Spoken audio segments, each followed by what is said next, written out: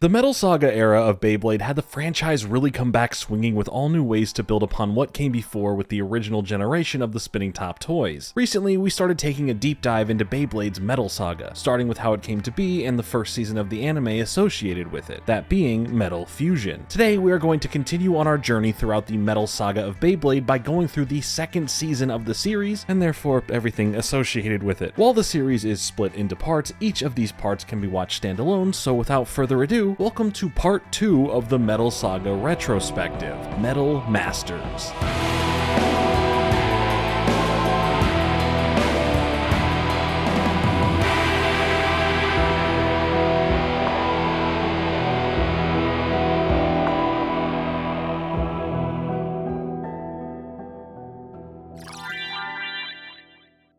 Last time on the Beyblade Metal Saga, we got introduced to our main character of Jinga Hagane, a drifter, expert Beyblader who gets to not only make a plethora of friends, rivals, and enemies, but also gets to rediscover parts of his past through his connection to his father and the spirit of the Pegasus connected to his bay. We get to see his friendships he makes with characters like Kenta and Madoka become strong bonds, as well as characters that seem bad at first have a change of heart and become a part of the overall main group that we follow, like Benkei and Kyoya. After uncovering Dark Nebula's intentions to bring forth and use the forbidden Beyblade that holds the power to control the fate of the world, as well as the connections it has to Jinga's past, this Eldrago Beyblade being used by the real bad guy of the season, Ryuga, is ultimately defeated by Jinga in the spirit of the Pegasus within his Beyblade. Oh, and of course, the Blader's spirit, but the show won't let you forget that. With the world saved, at least for now, and Ryuga still alive thanks to Jinga saving him, Jinga is left to wait for the hopeful return of his Pegasus, who needs some time to rest up after all of the energy it used in helping stop Eldrago. As far as what to expect for Eldrago, all we see is Ryuga picking up the damaged and cracked Eldrago Beyblade and walking away, while everyone else celebrates Jinga's victory. The future right now is up in the air, but everyone is excited for more Beyblade battles to come, nicely bringing us up to Metal Masters and for what comes next for Jinga and friends. Much like how we started off the first season getting introduced to another character before mainly following Jinga as our main character, we right away get the introduction of another new character that will have a major role to play, named Masamune Kadoya, as we see him land back in Japan and declare his goal of showing Jinga who the real #1 blader is. In the meantime, we jump straight into seeing part of the first competition happening for the newly reformed WBBA, the World Beyblade Battle Association, after the events of the first season and all that Dark Nebula had done. In the tournament, we see Benkei going against Tsubasa as they are both putting their best efforts in, and at the same time, Yu is facing off against Teru, with the matches ending in Tsubasa and Yu being the victors who will have to face each other in the final match. We see that Jinga's dad, Ryu Higane, has stuck around and even became the one to lead what the WBBA would now become, hoping to make it a place where all bladers can truly enjoy battling. But instead of being called the director, he still prefers his alter ego name, asking to be called the Immortal Phoenix. Yeah, not a chance, buddy. Alongside him is Hikaru, who after what happened to her in the end of the last season, doesn't have a direct interest in battling anymore, at least for right now, and is dedicating her time to help Ryu in rebuilding the WBBA into the organization it should be. While all of this is going on, Jinga, Kenta, and Madoka are on their way somewhere else, as we see Jinga struggling with Pegasus being gone for now.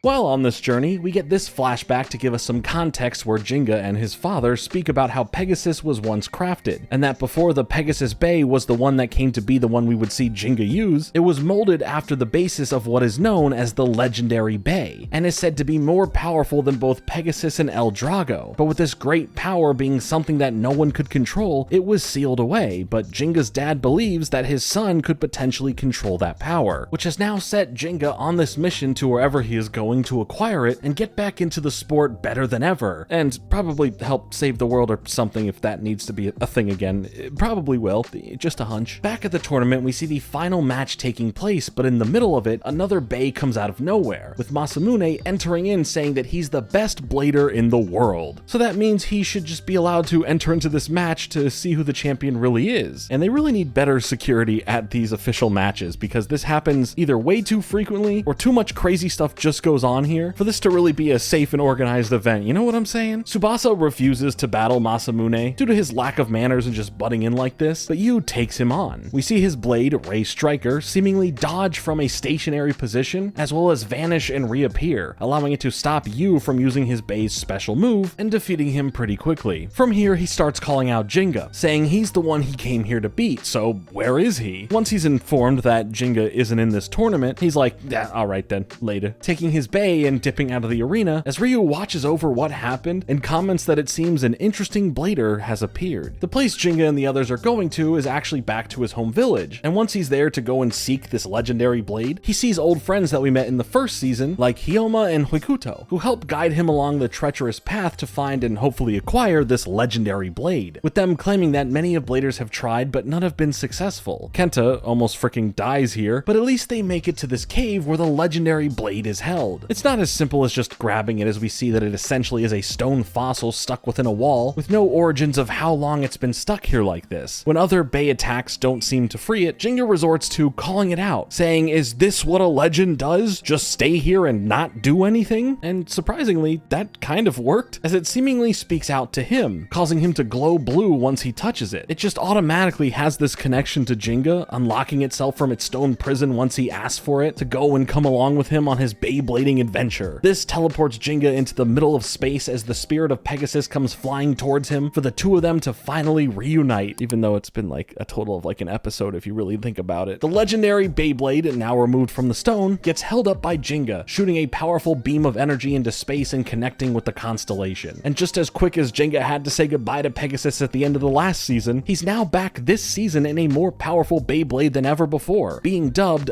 Galaxy Pegasus. Right away, he tests the power of it, showcasing that it not only will be hard to control, but it is so powerful that it literally just destroyed part of a mountain. But who was even surprised? We saw that the power of Beyblades can be used to split the Red Sea and be used in literal warfare, which, speaking of, in the first part of the series, I asked you all to give me some other random events in history that could have had Beyblades involved in them, and you all gave me some great answers to showcase. Here are some really great ones. Beyblades were how fire was invented. They also were the first wheels, too. Okay, well, that just sounds historically correct. The Greeks used a giant wooden Beyblade to get into Troy. Whew, someone needs to tell Christopher Nolan that his Odyssey film will not be 100% accurate then. Oh, well, the internet's already doing that. Annoying. Beyblades caused the Shibuya incident. Sukuna draws cursed energy from the Beyblade spinning in his lower mouth. You know, it's true. I remember this from the manga. It's weird that they didn't adapt that into the second season of the anime, but oh well. Where was the Mad Gasher on January? Alright, okay. There are other ones that I'd love to share from you all as well, but some of you got pretty wild with your answers, and so much so that they couldn't be used in this video here. So if you want to see more, check out the comments of the previous part in this series. Thank you all for giving me some great laughs though, I appreciate you all greatly. Oh, also, before Jinga can even put Galaxy Pegasus away, Masamune somehow appears here, being able to catch up to all of them and challenges a confused Jinga on the spot to a battle. So as far as first episodes go, we do get a pretty fun reintroduction into the series, and rather than have this long build up for Jinga to get Pegasus back, we instantly get that solved, which one part of me thinks that it would have been a larger payoff to make him wait a while before that moment happened. It would have made for a stronger reuniting moment, and they could have had it where this Masamune kid in the meantime of waiting for Jinga was just defeating everyone and becoming the actual now #1 blader around, so that when Jinga comes back with his new Galaxy Pegasus, things could have been way more interesting. But that other part of me enjoys that this isn't drawn out to be something it's not. If it gets our main character back into blading again from the jump, then sure,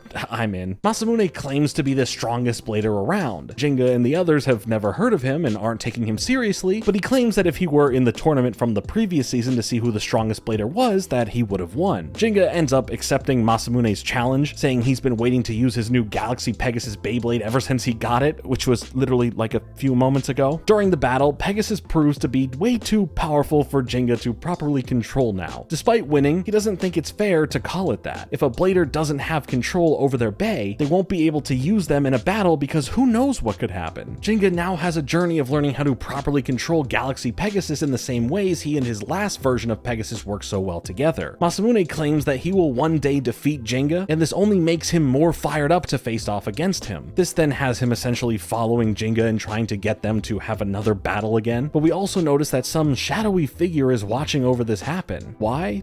I don't know. We'll get there when we get there. Either way, Jinga continues to win, but Galaxy Pegasus still isn't able to be controlled just yet. As this cycle continues, Jinga can use it as practice to try and control his new Bey, but he also recognizes the look of determination that Masamune has, claiming that he has the will of a true blader who believes in himself and his abilities. So from this, Jinga continues to give this guy the battles he's constantly asking for and losing in. At one point when Masamune goes off to train with his Bey some more before battling Jinga again, Kenta follows him to this warehouse, and the two of them end up becoming friendly with each other as they both have this ridiculous nature about themselves. Also, why is it that every kid can so easily have access to their own warehouses, whether that be here in the Beyblade series or even something like Yu-Gi-Oh! Season 0? Anyway, as they talk, Masamune opens up about him calling himself the strongest blader in the world, saying that he's not at that title yet, but someday he will be, saying that if you work hard, anything is possible, and it's why he's so consistent with going back and forth between battling Jinga and training to beat him. So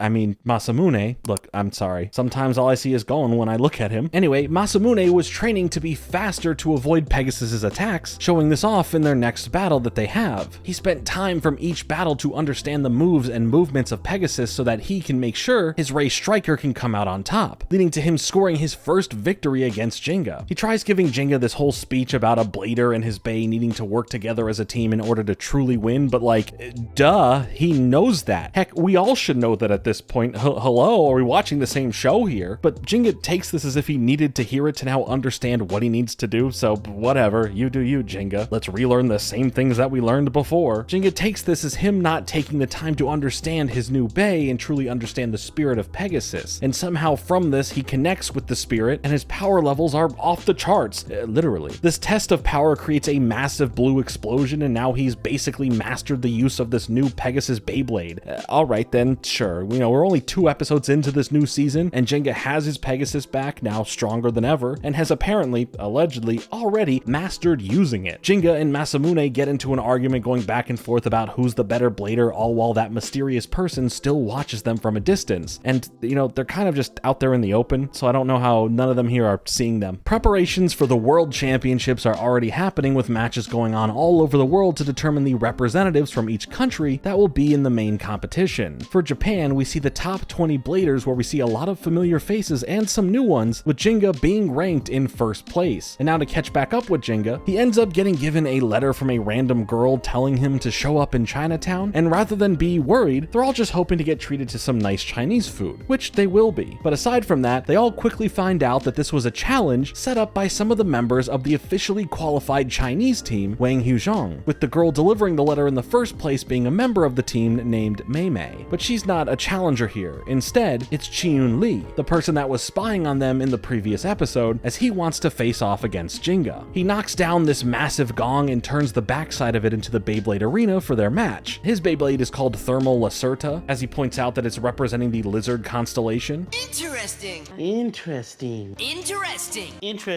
Masamune wants to take this battle instead, but to stop their continued bickering, Chiyun says that a double battle would be good practice, as he has Meimei join in to make it a 2-on-2. But a 2-on-2 match means that it will be over if only one member from either team loses. So teamwork is important here, and clearly that might be hard for Jinga and Masamune. Meimei's Bey is Aquario, and we see how her and Chiyun work together, showing off their in-sync training and style, and how Kung Fu is fused into it all. With Jinga and Masamune not finding a good groove to work things out and work together, they are questioned by the other team about that being how they play in the World Champions, with Jinga having no clue about that at all at this moment. But it's all because of him, apparently, that this World Championship is taking place in the first place, as countless bladers from around the world want to claim the spot and title as the strongest blader for their own, after Jinga technically got it from winning Battle Bladers and, saving the world. But obviously that's not as important, These members from the official Chinese team just wanted to test the competition before it officially counted. But in the efforts of needing to learn to work together, Jinga and Masamune kind of try and do that, and despite still winning here, they didn't win by targeting Thermal Lacerta like they planned. planned, but by happenstance of Aquario getting knocked out of the stadium, thus giving them the win. Now, for Japan's team to actually be decided, a tournament will be held to determine just exactly who will make up the full team.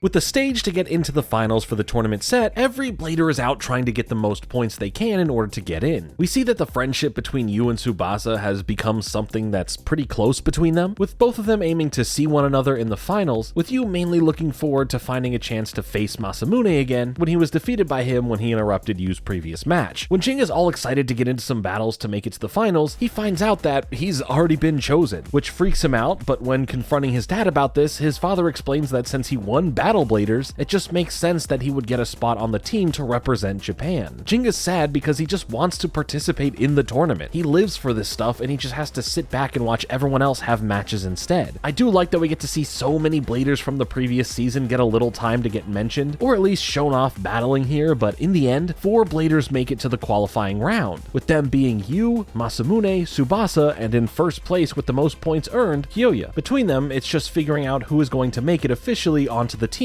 alongside Jinga, as there are 2 open spots, a substitute spot, and a mechanic support spot that can all be filled in. But out of these 4, which 2 will become the official members of the team and which one will become an official substitute? The first match ends up being Yu versus Masamune, giving Yu exactly what he wanted, another chance to face him, doing the best during their match to show off that he was ready to combat all that made him lose the first time they faced off against each other. But in the end, Masamune, look, he just looks too similar to the main character of Duel Masters as well. Anyway, Masamune in the end pushes past the powerful moves Yu sends his way, using the power of the Spirit of the Unicorn to end up defeating Yu in the match. Masamune officially makes it onto the team, but both of them seem to have enjoyed the match overall, which is the important part. And speaking of important, the match that comes up next is between Tsubasa and Kyoya. Kyoya makes his grand entrance into the arena for his match, as he hasn't been around for quite some time, with Jinga and the others just being excited to see who will come out victorious in this match. He's been out doing some really intense training, going back to Wolf Canyon from the previous season to really hone his skills. For Tsubasa, we see that he's been training by literally breaking waves with his bae, so that's insane. But it's now time for their match to start. This is a nice moment to build upon their relationship in the previous season where their aggressive personalities had clashed, but at the same time had built a nice level of respect for one another. And here, the 2 of them have a pretty intense match against one another where Kyoya seemingly is about to win, but Tsubasa taps into how he felt when losing to Ryuga and El Drago, and using this power he needs to fight back as strong as he can. And no one had ever seen Tsubasa like this before, seeing his attitude be so intense and only focused on winning no matter what the cost. From the power of his Earth Eagle drilling Kyoya's Rock Leone into the ground, it results in Earth Eagle cracking and taking some damage while Rock Leone lets out a powerful burst of energy that results in Tsubasa's defeat. He's concerned about that strange power that he tapped into, not sure where it came from or what it really is, but as that'll be something we'll deal with for a bit in the series, in the end here, Jinga ends up going to say hi to Kyoya and hype up them being on the same team together, but he has no interest on being on the same team as Jinga. All he wants to do is defeat him, and all this was a display of power to show off just how strong he really is. He doesn't care about a world championship for the sake of a world championship, but possibly for a chance to have the biggest stage to defeat Jinga, somehow. Where's he going to go? What's he gonna do? How will he compete? I guess we shall see. Well, with Kyoya out, whatever shall Team Japan do? I guess as Jinga's dad puts it, it's really not that big of a problem, showing us that Tsubasa and Yu will be the others to join Team Japan, with one of them making it onto the team officially, while the other will become the team's substitute. In order to decide this, the 2 of them will have to face off against one another. In the meantime, before the battle, Tsubasa is trying to reflect on that weird bit of darkness that took over him in his match against Kyoya, not sure what that was all about, as all he knew was that he just wanted to beat Kyoya. For this next battle now, both Tsubasa and Yu bring their A game, countering one another with new strategies, especially from Yu, who really wants to not lose again and end up as the team's substitute. Tsubasa then starts envisioning himself as an eagle, and through this, he and his Earth Eagle are able to combat Yu's Flame Libra's vibration frequency with way more power and win the match in a massive explosion. Yu's definitely not happy about it, but someone else isn't in a jolly mode either, but it's all for a whole other reason. Jinga. Something has seemed off with him, and Kenta and Benkei can feel it. So later on in the night, while Jinga is struggling to understand why Kyoya would do the most Kyoya thing ever, Kenta and Benkei end up coming around around and confronting him on why he's not been himself lately, why he isn't pumped and getting ready for the World Championships. He should be way more excited for all of this. To start amping him up, they challenge him 2 against 1 in a match where they can see that his heart is just not in it at all. But in the spirit of cheering him up, and since they didn't make the team themselves, Kenta and Benkei offer their Blader spirits along with every other Blader spirit from Japan to give him all the strength he needs in the World Championships. Jinga gets his spirit back and his Pegasus echoes that mentality. Overall, sure, that's a nice moment and all, but man, Jinga really doesn't need long for anything. Gets Pegasus back in 1 episode, masters how to control Galaxy Pegasus in 1 episode, and now potentially gets out of his funk in 1 episode, just keeping a tally here. Now at the airport and getting ready to travel the world to face off against other countries' teams, Jinga's dad, Ryu, the director of the WBBA, the Immortal Phoenix, you know, it's getting hard to know how I should refer to him anytime I mention him at this point. He has so many names. Anyway, he gives the group their official team name, that being Gangan Galaxy. So that's fun. They all get explained how the World Championship tournament will work, saying that the world is split into 2 different brackets, the A side and the B side. So who determined what countries would be the A side and which would be the B side? You know, something to think about.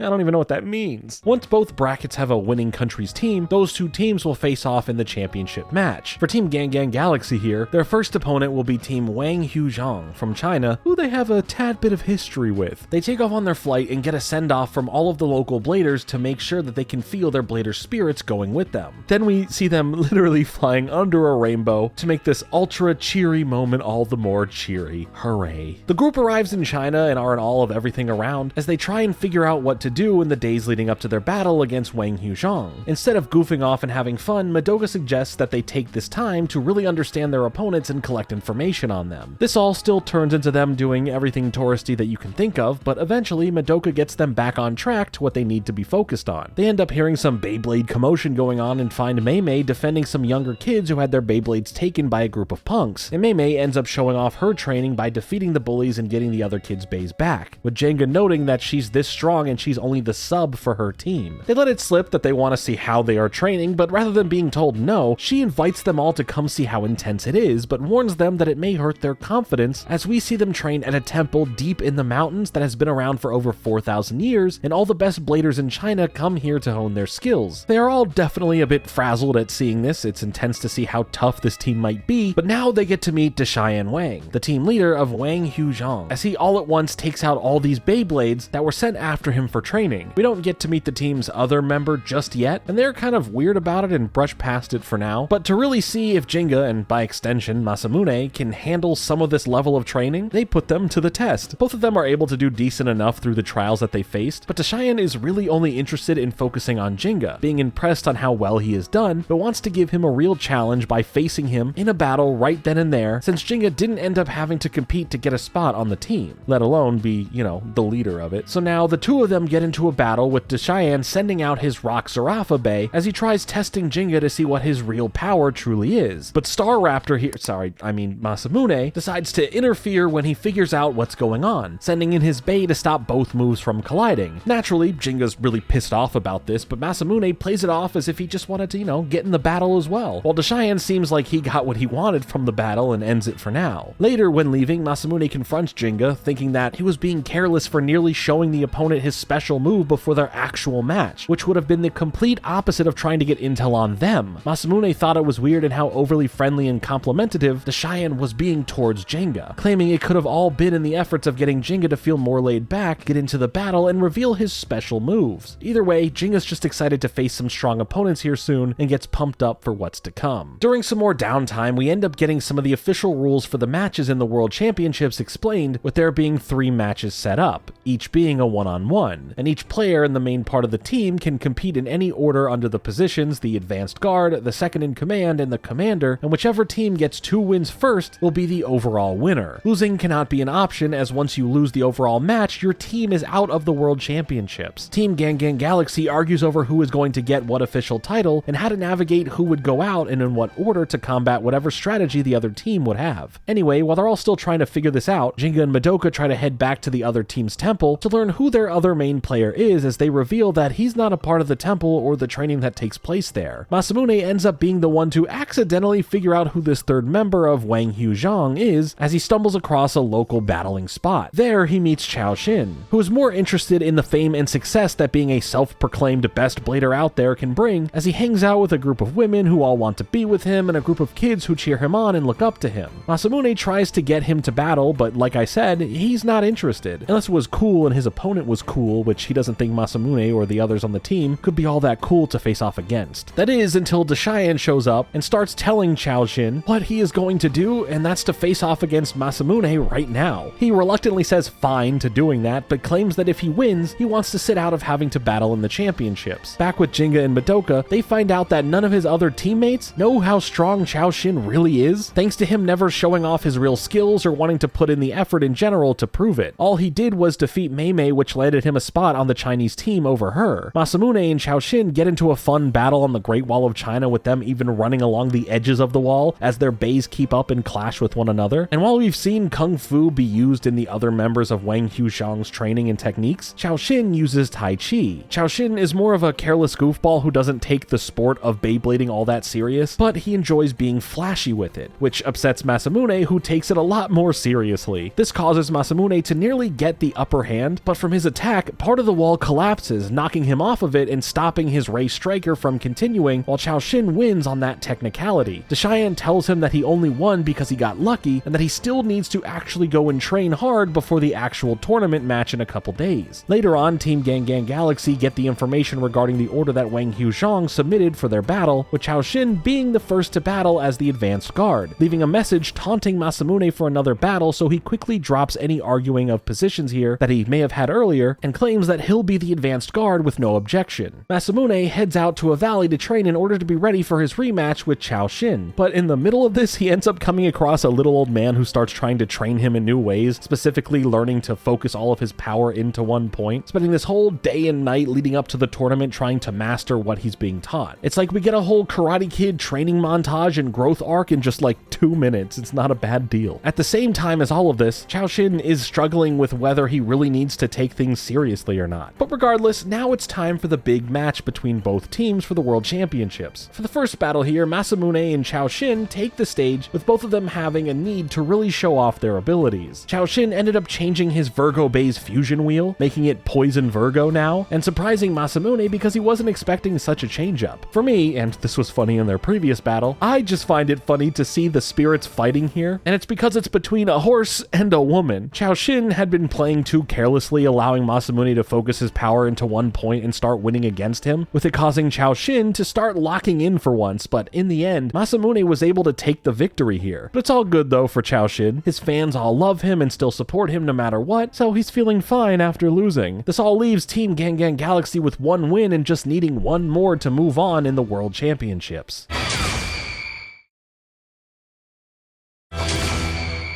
For the next round of the tournament, Chiyun is getting really fired up for it, wanting to go harder than ever before to bring in a victory and show off how great he is, especially seeing Chao Xin start taking things seriously and then still lose. As for Tsubasa, who will be going up against him, he's just trying to make sure that he doesn't lose control like we saw at the start of the season. When it comes to the battle itself, both bladers end up giving each other a solid back and forth match, with Tsubasa feeling pretty confident in his abilities while Chiyun ends up anticipating his attacks and knowing how to counter them. At one point, Chiyun starts ramping up the pressure in the battle to get Tsubasa to fight back closer to how he did in his battle against Kyuya. But in doing this, Chiyun isn't listening to his team captain here, who coached him to reserve his energy and let Tsubasa gas out a bit more before doing anything. The thing is, Chiyun wants a real fight here, and not something that he could just play defense for the most part, and then strike when the opponent is weaker. And from this, all of the taunting and force coming from Chiyun causes Tsubasa to slip back into that darkness, all over the sake of needing to win, as we see these demonic glowing red eyes surrounded in darkness shoot out of him, with it all then taking over him and his Beyblade, with Chiyun being excited to face off against this version of Tsubasa, but he's getting more than he wished for, with Tsubasa screaming out that he's aiming to make it so Chiyun can never use his Lacerta Bay again, as he laughs maniacally. And if you couldn't tell what might be going on, they make it clear by showing us Ryuga being mad with power from the end of the previous season. As Tsubasa screams out for Lacerta to disappear into oblivion, a massive explosion from his bay causes his Earth Eagle to be the one to shoot out of the arena and collapse, giving the win to Chiyun as his Lacerta is still spinning. Tsubasa collapsed afterwards, as not only is there this mystery to deal with ahead of them, but now the matches between the teams is 1-1, leaving us with one final battle to determine who will stay in the World Championships and who will be knocked out. Before this final match starts, we can see Tsubasa is back to his regular self, but he's definitely not feeling too great, and you can see that and worries the most about him and what he's going through. On the other team, Chiyun immediately starts training as he feels he didn't fully earn that victory because Tsubasa technically got himself out, but Deshayan ends up giving him confidence for still working hard and that the win was deserved, but all he has to do is learn from the mistakes he made, as that's what is most important. As everyone is heading towards the arena for the final match, Jinga ends up running into Deshayan, who makes it known to him that this battle represents so much more to him and his team, with it representing the 4,000-year history of their temple. But this is Jinga's time to finally battle again for real, something more than just a small practice match or something with no stakes attached to it. Right from the jump, Jinga tries to use his special attack, but Deshayan counters it, surprising Jinga and everyone else, showing just how serious Deshayan is taking this battle. Everyone in the crowd is there for Deshayan, rooting for him and cheering him on, with Jinga definitely feeling a bit of the pressure he's under to overcome such a powerful opponent on their home turf. Things only get harder once Deshayan uses the secret technique used within his temple called the Iron Wall, building a seemingly unbreakable defense against Jinga. And with this pressure building, Jinga thinks back on everything said to him from his friends about having the Blader spirits of everyone back home supporting him, and that Kyuya only ever wants to face him and him alone at the end of the day. And from this, Jinga is able to push past Deshayan's strategies, leading to a big back and forth finale to the match, with one final version of Kyuya telling him that until he faces him, he better not lose. Jinga holds on to that promise and ends up having Pegasus slam into Deshayan's Zarafa, knocking him out and winning the match, landing Team Gang Gang Galaxy their first big victory of the World Championships. Deshayan is feeling like he has ruined the legacy of his temple for losing, but none other than Chao Xin tells him that he didn't ruin any legacy just because he lost, flipping the advice Deshayan gave to Chiyun earlier and saying that it's about not repeating the same mistakes and learning from them, and offering that together they can all create a new legacy, showing that he's more fired up than ever to take things more seriously, but make sure that there is no guilt for losing a battle. It's a nice moment for their team as they all come together for their future. I think as far as the big opening set of battles to really get the World Championship arc going was done excitingly enough to really give you a fun reintroduction into the world of Beyblade for this season. It felt that there wasn't a lot of downtime, the events flew by, but at the same time, we did get to spend a lot of time with both teams and how they were each navigating training and building their strategies before and during their intense clashes in the tournament. Thanks to Team Gang Gang Galaxy getting this victory and Jinga having won a tough fought battle, the fire inside of Benkei is relit, giving him the want to get back into blading more than ever as he leaves town to chase after what exactly he's looking for. Then, if you were looking for the most ridiculous thing you could see so far this season, we end up seeing this new, very wealthy character riding a horse around his massive estate before a fancy helicopter comes down and opens up in front of him as he then jumps with the horse inside of it, only to then be taken to an airport where he gets a special briefcase with his blader gear before he boards another aircraft. Who is he?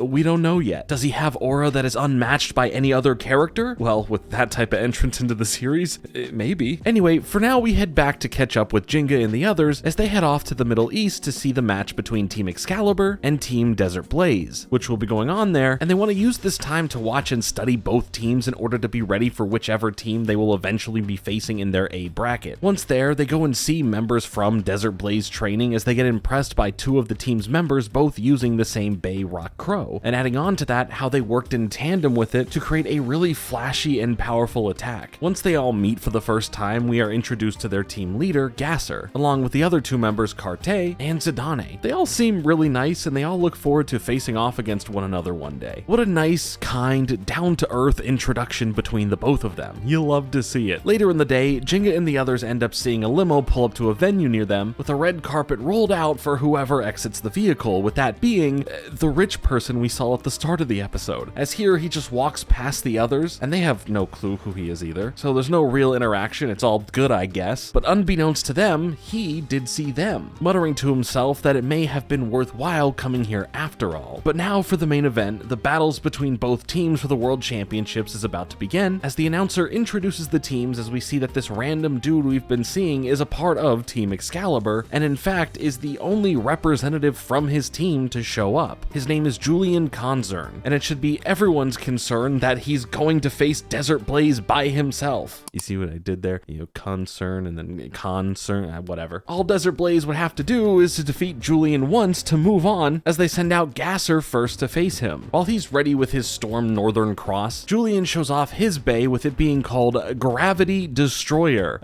Okay, now that's a menacing name, jeez. And we quickly learn why it's called that, as in the match, he changes the mode that Gravity Destroyer is in, revealing these eye-like bits on the blade that he calls Medusa's eyes, and essentially stops Storm Northern Cross in its tracks as if it were turned to stone like Medusa would do. Because of this, Julian is able to defeat Gasser, leading to Carté stepping up next, but Julian wants both him and Zidane at the same time to go up against him, which just makes sense as a viewer, knowing that they each have the same bay and can essentially combine their powers together, so what the heck, why not? But once they all go to launch their Beyblades, Jinga is shocked to see that Gravity Destroyer can spin counterclockwise like El Drago could. With Gravity Destroyer having the ability to change the direction it spins, the other two Desert Blaze members try not to get worried or discouraged from this challenge, sending in their combined move of Crow Crusher to combat this. But Julian slices through them like butter, defeating both of them at once and leaving a nice hole in the side of the arena. And you know, he better be the one to pay for that. You know, I mean, he's the one who actually could probably afford it easily. With Team Excalibur moving on to the next round, Jinga is concerned about who this Julian Concern guy is and how to possibly navigate a bay like Gravity Destroyer once they will probably have to face off. After witnessing Julian completely destroy every member of Desert Blaze with ease, the group are now on their way to Russia to face off against Team Lavushka for the second round match of their bracket. But the train ride there is very long and very boring, with Jinga and Masamune just wanting to be there already so they can get their Beyblade battling on. During this time, Yu really wants at least one chance here to battle in the World Championship and not just be sitting on the sidelines as a substitute. Of course, both Jinga and Masamune would never give up their spot to battle, but Tsubasa says he'll think about it, as he is secretly dealing with the thoughts of what keeps happening to him when his battles get too intense and he can't control whatever it is. Meanwhile, Madoka ends up bumping into someone named Alexei on the train, as the two of them bond over their love and knowledge of computers, with Alexei really admiring the work Madoka had done building her own custom laptop. Alexei himself is a scientist, saying that he researches space sciences, and then the two of them nerd out over stuff like Einstein and superstring theory, but in this moment, it seems to all be a distraction as Alexei tries secretly pulling out a USB to connect to her laptop. But when Jinga and Masamune interrupt things, Alexei quickly hides it. So after they all separate for now, we see that Alexei is actually from the Russian team, and was told by the team's manager Anton to extract data from Team Gang Gang Galaxy in order to help them prepare to win against them. So, you know, some fun nefarious actions are happening on this train. But luckily, these shenanigans aren't like the ones that took place on the train in JoJo's Part 5, am I right? Later on though, the group gets startled by the other two members from the Russian team when they run into them, Noaguma and Lyra, as they both want to face some of them in a battle right now, but Alexei calls out to them to stop. Alexei then tells everyone else that they are from the Space Training Center and they're doing research together involving Beyblades. You know, something to tie in space science and Beyblades, because why not? They think that through Beyblades they can better understand why the solar system, planets, and of course the Earth all rotate. At this point, they have not revealed that they are also the Russian team, as they end up convincing Jenga and the others to have a battle for the sake of Beyblade space rotation research or whatever. Tsubasa declines, allowing Yu to participate in order for him to rest up himself and his Earth Eagle before the real match that's coming up, with Jenga taking note of Tsubasa acting weird and something being up with him. Either way, it's battle time, and Jinga is going up first and against Noaguma with his Rock Orso Bay. With the battle being a good distraction, Alexei tries to rizz up Madoka some more, asking to take a look at her laptop again, to which she gladly hands over as he secretly connects his USB into it to start gathering the data as the battle goes on. And speaking of Riz, I recently had that Rizzler Berry Air Rizona, and I'm not gonna lie, a little bit disappointing. Wasn't bad, just could have been better. I'll give it 3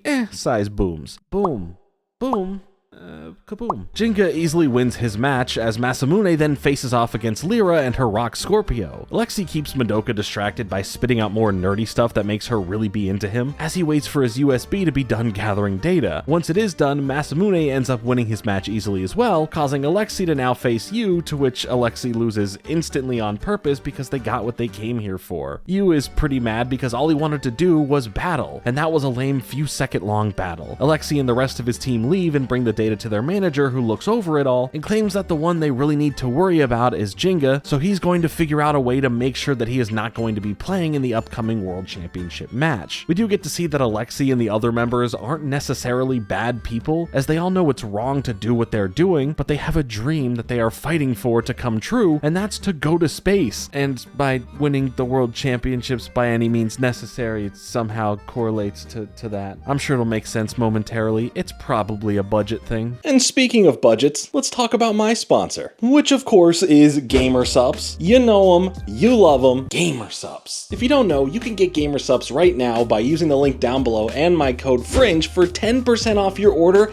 every single time you make an order. It's sugar-free, it tastes good, it keeps me energized to be watching all these Beyblade episodes and then make this really long video about it. It's legitimately fantastic. GamerSupps has been supporting the channel for years. You guys have been supporting GamerSupps with my code, which has been supporting this channel for years. So a big thank you to everyone who does use my code, FRINGE. You guys are truly amazing, and hey, if you've never used it before, go ahead and use it now. And of course, for my freemium boys out there, they do have free samples for you to try, no credit card required. So supporting GamerSupps by using my code FRINGE, you're supporting this channel, and I appreciate you very, very much. And none of this goes to the Russian team trying to make their dreams come true and to go into orbit in a spaceship. Sorry, you gotta figure that one out for yourselves. Anyway, back to some Beyblade. When the train arrives at a passing stop along the way, Anton springs his trap into motion, using Jinga's love of burgers to try and get him into the wrong train to send him somewhere else so he can't compete. But clearly, that silhouette isn't Jinga, is it? We quickly see that Masamune, who shares the same love of food that Jinga has, was the one who got onto the other train as Madoka and Jinga take note of this and ring the WBBA to see what they can do about locating where Masamune went. Yu is happy as he believes that he'll be able to participate officially how in the tournament, so you know, there's a positive side to everything. Upon arrival though, Anton greets them all and is shocked to still see Jinga there, thinking of how he can figure out something else now. But Jinga's kind of catching a cold, so maybe that'll sort itself out, right? Nah. If Michael Jordan can still play ball with the flu and lead the Bulls to a victory against the Utah Jazz, then Jinga Hagane can lead Team Gangan Galaxy to a victory against Team Lavushka. Also, we get introduced, well, Jinga and the others get introduced to the Russian team, which is a surprise to them when it's the three hopeful space cadets they met on the train. Dun dun dun. Sorry, it wasn't really that, you know, big of a moment, but I felt like that helped.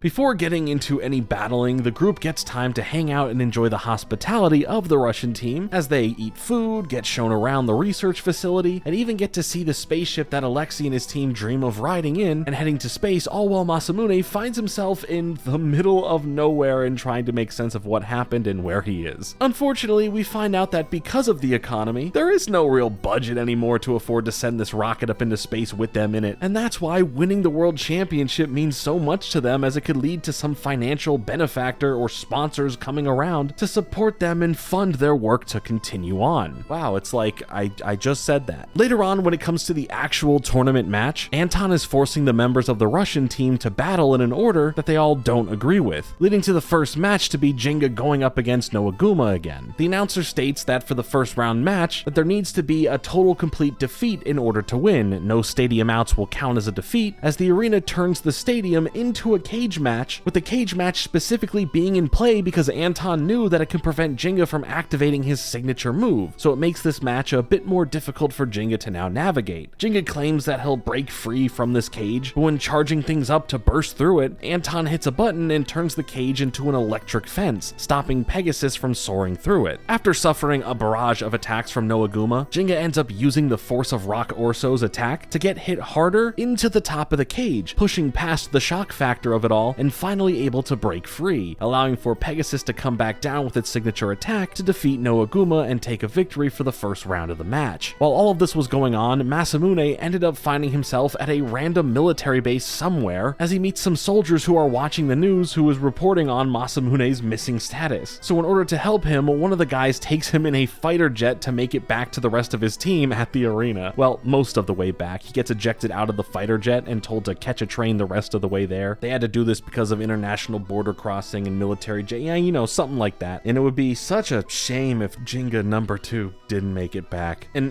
by the way, I mean that in a he's an unnecessary for the show type of way, and not him dying type of way, just to clarify that. Before the next match gets going, Tsubasa allows Yu to go up next and save himself to go last. We see that Anton is spying in on them all and setting up the next part of his plan with his team, as Alexei will be going up next for a more real match against Yu this time, claiming that he helped rig the stadium to directly combat Yu in a battle, and that Anton is going to control certain things from afar while the battle goes on. Also, Alexei is going to be playing with a new version of his Burn Wolf Bay called the Space Edition Wolf, or simply just Star Wolf. What does that mean?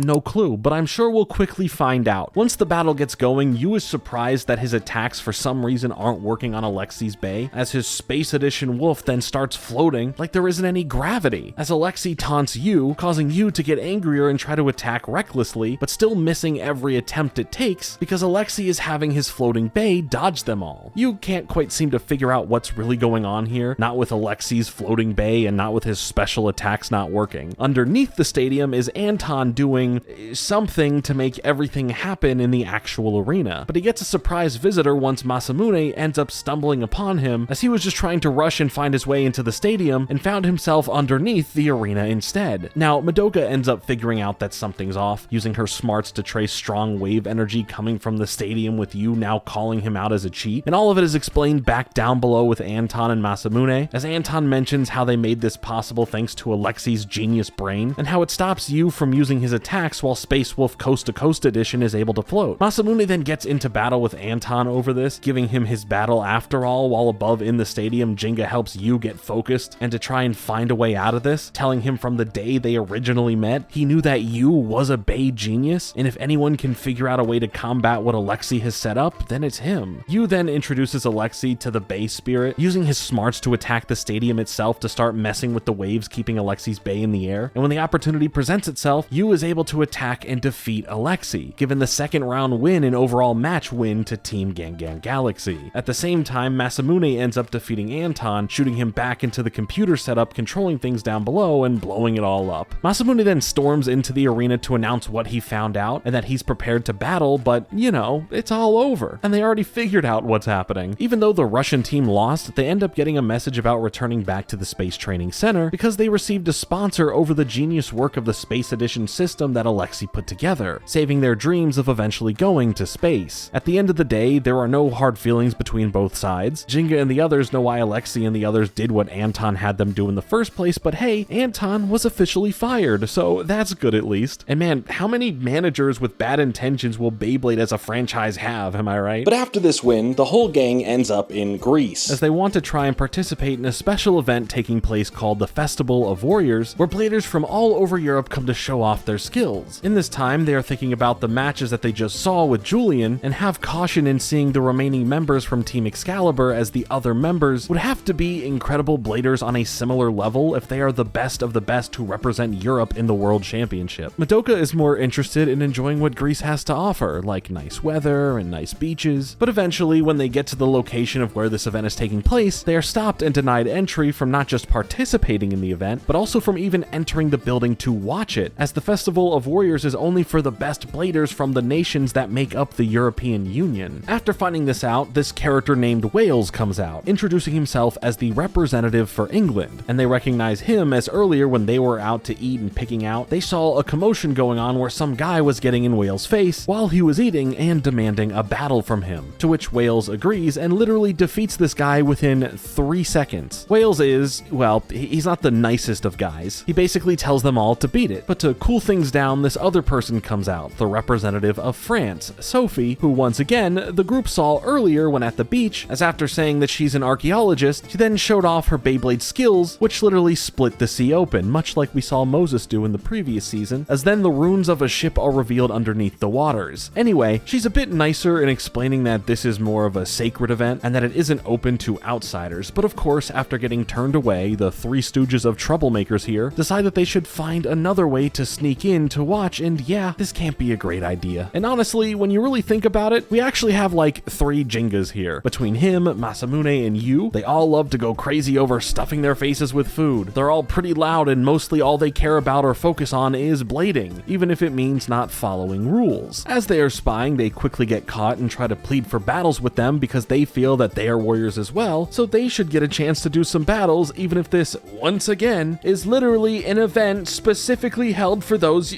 You know what? It doesn't matter. They've said it a million times, and they still don't get it. But somehow in this conversation, they convince a bunch of them to actually want to battle them since they feel called out, and Wales and Sophie, who are kind of leading everything, just kind of say, screw it, and go along with what the others want to do. After Jenga 1, 2, and 3 all have some battles and are having a blast winning, Wales and Sophie end up wanting to face them, as to no longer have any more disgrace befall this event. With this being a double battle, Yu is mad because he wants someone to battle as well, asking them to bring out a third player, but it might be a big concern as none other than Julian arrives just in time. You get it? Because, that's his last name, and that's also what they mainly call him, but they're, whatever. The three of them introduce themselves officially as Team Excalibur, with Julian being the team leader and representing Italy. Both groups of three begin to face each other in a battle that could tease what they should expect from one another in the World Championship. For Team Excalibur, both Sophie and Wales end up playing as guards for Julian's Gravity Destroyer and putting up a solid water wall counter that leaves Jenga still gunning for Julian over focusing on working together with his team in the right ways, leading to Julian one-shotting them all and winning. Rather than let this be something they sulk in, Jenga and the others get into some training to work on how they will all work together in order to defeat Team Excalibur. They really aren't good at this, so Madoka ends up leading them a bit here to try and get them to actually train properly.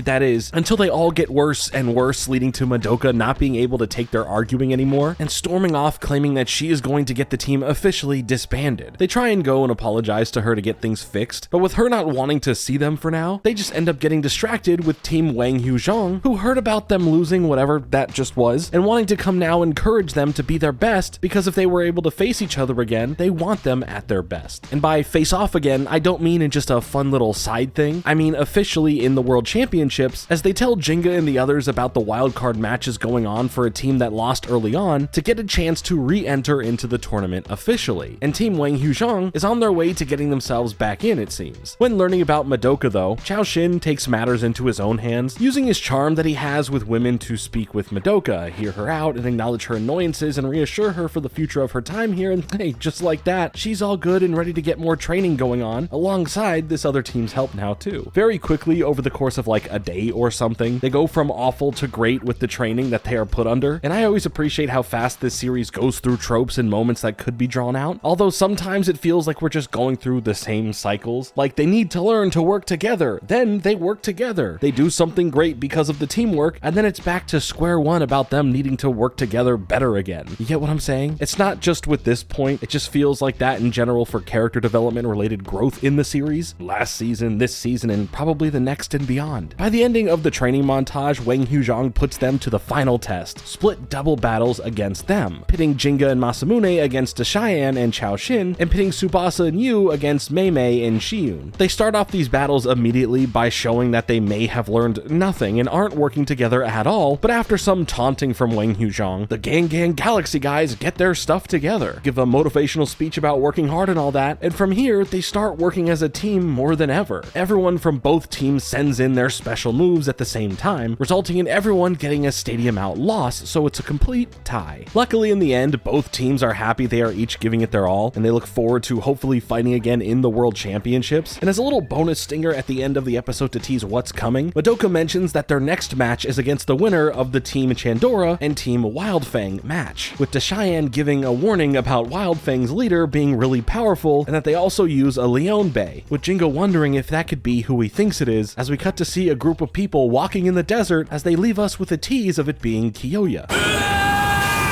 What was that? Did he get some sand in his eye or something? Anyway, the real question is, where the heck is Kenta? It's been a while since he's been here. I'm starting to miss him. Benkei too, for that matter.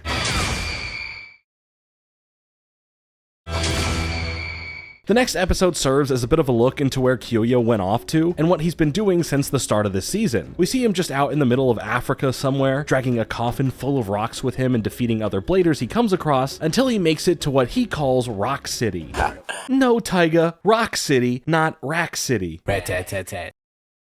Anyway, this place in Africa ends up being the fictional country of Savannah, and they're wanting to have a team in the Beyblade World Championship in order to help their country grow and prosper by getting their name out there like this. To help in that, they made it so that bladers who will represent their country can actually be from anywhere in the world to give the country a chance to get some of the best bladers in the world to compete for a spot on their team. This has Kyoya, along with all the other bladers here, wanting a chance to be on the team, as they then get split up into 3 groups to duke it out in battle royales, and the last blader standing in each group will make up the 3 main members of the team. Kyoya wins against everyone in his group with one of his powerful attacks instantly, getting the first spot on the team. Then we see another blader named Niall make the team next, followed by this dude named Marcus. But surprise, surprise, they all don't make the team technically. They have to really prove it, since anyone can still technically win on luck alone. So now, over the next 24 hours, the 3 of them have to basically face everyone here and protect the ownership of these team bracelets that they got to truly make the team. During this time, all of the other bladers are going throughout the city trying to battle them and take these bracelets, with us seeing how great Kyoya and Niall are, as the 2 of them actually start to bond, and it's kind of fun to see Kyoya be happy. When they find Marcus, who is hiding this whole time instead of fighting alongside them, Kyoya and Niall definitely don't love Marcus's reasoning for wanting to be a representative or the methods he uses to get that title. Marcus makes things worse by tricking both of them into falling in, then hanging over the side of this pit, as Marcus reveals he has other friends who want to get in just like him, as they come in and take Kyoya and Niall's bracelets, with Marcus then dropping both of them down the pit. Luckily, once they get out, they run into this other character named Demore, who helps them locate where Marcus went, and once they find and confront them for a battle, Demore ends up being able to analyze the strategy Marcus and his goons are doing, being able to calculate future moves that they're setting up, and then giving that info to Kyoya and Niall, as they then easily defeat them. Because of this help and knowledge, Demore ends up getting offered a spot on the team, as Kyoya hands over the 3rd bracelet to him, telling him to prove you're worthy by holding on to it for the rest of the time, as they charge forward against a sea of bladers that they'll have to keep facing until the 24 hours is up. But just like that, these 3 are who officially make up Team Wildfang. For now though, we continue on with Jinga and the others, as they now end up in India to view the match between India's team, Team Chandora, and Team Wildfang. During a set-up press conference between the teams before the matches start, Team Wildfang doesn't appear. Well, the main 3 members don't appear. Instead, their newest member, their team substitute, the Masked Bull, comes out to basically say that the other team is going down and that his team isn't going to waste their time doing this little press conference. And hey look, we found one of the guys we've been looking for, because everyone, and I mean everyone, already knows that this is Benkei, and he would of course go to the ends of the earth for Kyoya, and now he's around him to help support him in his new alter ego way that he's come up with, so yay, good for him as long as he's happy. But his whole getup is not fooling anyone, everyone knows who this is. For the battles themselves, we first have Niall going up against Riddick, as Niall swiftly defeats him, leaving the rest of Team Chandora in shock. Next is Kyoya going in to face off against the other team's leader, Solhan, and while he puts up a more aggressive fight here, Kyoya ends it by showing off some of his newfound power, having his Rock Leone face upside down mid-air and shoot out its tornado-like blast, resulting in him winning the battle. Not without calling out Jinga first to show him the type of power he now has after months of training in order to figure out how he's going to beat Jinga properly in a battle. Oh, and also claiming that he found out how he could actually beat Pegasus, so there's that for Jinga to now worry about as well. He also claims that he's holding back his real power for Jinga, and that this was a fraction of it just to offer a tease of what's to come in the future. Jinga couldn't be more psyched for this though, looking forward to the moment that they do get to face one another, which is just around the corner because Gang Gang Galaxy's next set of matches is up against Wildfang. And even though it's not the final round of the World Championships or anything, I'm sure things will still get pretty explosive. Oh, hey look, here's Kenta. Glad he's back, and he's glad that all his friends are back now, as Gang Gang Galaxy has returned home to Japan for their next match with Wildfang. Jinga is pumping himself up before this battle, as it's time for him and Kyoya to face one another once again. There is a funny moment where Masamune wants to battle Kyoya instead, but everyone in the room was like, no dude, this is for Jinga only. Pipe down with your, I'm the best and I deserve this attitude for just a moment there, man. And I'm just glad that everyone shut him up. He doesn't keep his mouth shut for long though, as he calls out Niall from Wildfang for who he wants to battle, and claims that he will show off a more exciting and well-played battle than Jinga's will be next with Kyoya. So yeah, the first match will actually be Masamune versus Niall, with Masamune really wanting to prove himself here to show everyone just how amazing he truly is, or just reveal that it's all talk. As for Niall, he only showed a fraction of his power as well in his last tournament battle, and was able to make Masamune and the others worry just off that. So maybe this battle will get intense overall.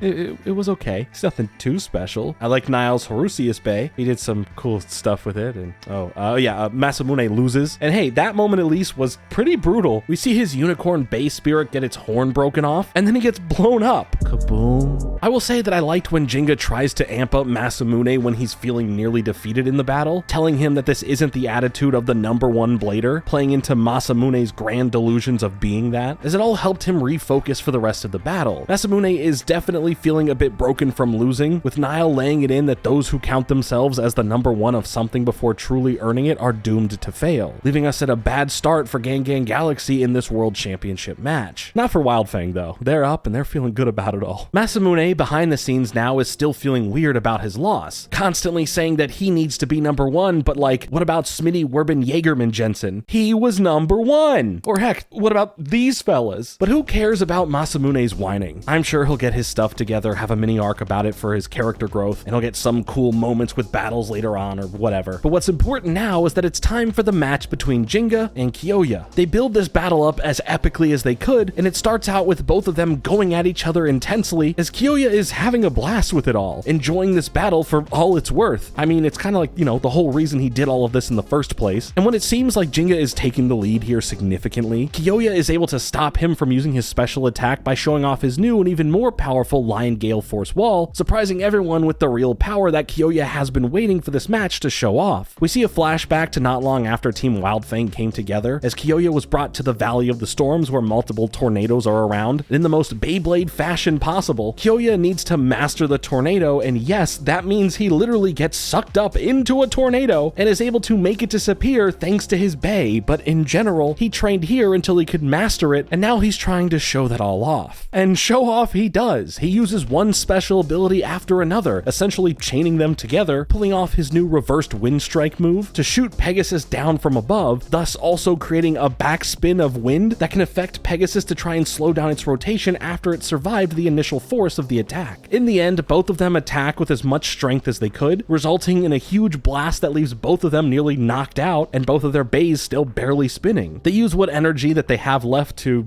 do this. And then they and their Beyblades both fall over and the match ends in a tie. So aside from what this means from their rivalry relationship and them still probably going to need to battle again multiple times in the future, we will now have to see an official third battle happen here. Speaking of that third match, which means Tsubasa will need to battle, while this last match was going on, something weird was going on with Tsubasa inside of his chest or heart that Yu takes notice of, but Tsubasa just brushes it off. It probably doesn't mean anything good, I'd assume. But then again, who am I but a random YouTuber talking about frickin' Beyblade, dude? While Benkei throws a fit about everything Kyoya did for it only to end up in a tie, preparations for the third match are happening with Tsubasa claiming he's good and ready before heading out to face Demore. Although there is going to be a bit of a change, as Benkei is really fired up to battle, but he's only the team substitute. So to help give confidence to Demore for the battle, Benkei, who is still pretending to be this masked bull figure, comes out to the field with Demore and requests that this final match be a double battle, with Yu quickly running over to Tsubasa to convince him to accept. And just like that, this third round is set to be pretty epic. Tsubasa and Yu quickly figure out that this double battle was more of a trap so that Demore can help Benkei fight Tsubasa while blocking interference from Yu. This way, the two of them can be a powerhouse together where they may not have stood a chance if they were facing either of them alone. And it's nice to see Demore get some time to shine as an official member of the team, being able to read and understand Tsubasa and use strategies before they are fully executed, all in his head as if his brain were like Madoka's laptop. Plus, this all makes Benkei look way stronger than ever before, where now his bull horns can truly be felt. Tsubasa is starting to panic a bit in his head, thinking that agreeing to this double battle and playing into this trap was completely his fault, every movement playing out in his head following the rhythm of his heartbeat, as he's slowly losing his grip once again. We do get to see some awesome back and forth moments between both teams, like Yu helping to make a solid comeback, and seeing Benkei's bull ride on top of Demore's Scorpio in order to land a strong counterattack. Seriously, it was some really cool stuff. Unfortunately, Tsubasa is falling deeper into whatever darkness is changing him to focus on winning and can't stand the thought of even losing, and eventually the same darkness we saw before breaks out of him again as he vows to win no matter what, freaking out everyone watching. From these powers, we see the spirit of his Earth Eagle now as this giant menacing shadow bird, and to really lay it on thick, we see Ryuga, the main villain from the previous season, overlaid on top of Tsubasa for a moment as Yu takes notice of what's really going on with him. You know, if it weren't obvious from all the stuff about rage Tsubasa is motor mouthing nothing on about. And in this rage, he ends up nearly hurting Hikaru, he pushes down Yu when he tries to help him, and then he even hurts his own real eagle friend here, and man, that's just too far. But then the shadow turns into a dragon and explodes in the stadium, causing a bunch of damage that someone is going to have to pay for, as well as knocking out Benkei's Demore's and Yu's bays, giving the victory to Tsubasa as he then laughs maniacally before passing out as well. Yeah, a lot just happened in a very little amount of time, but what if things were actually worse?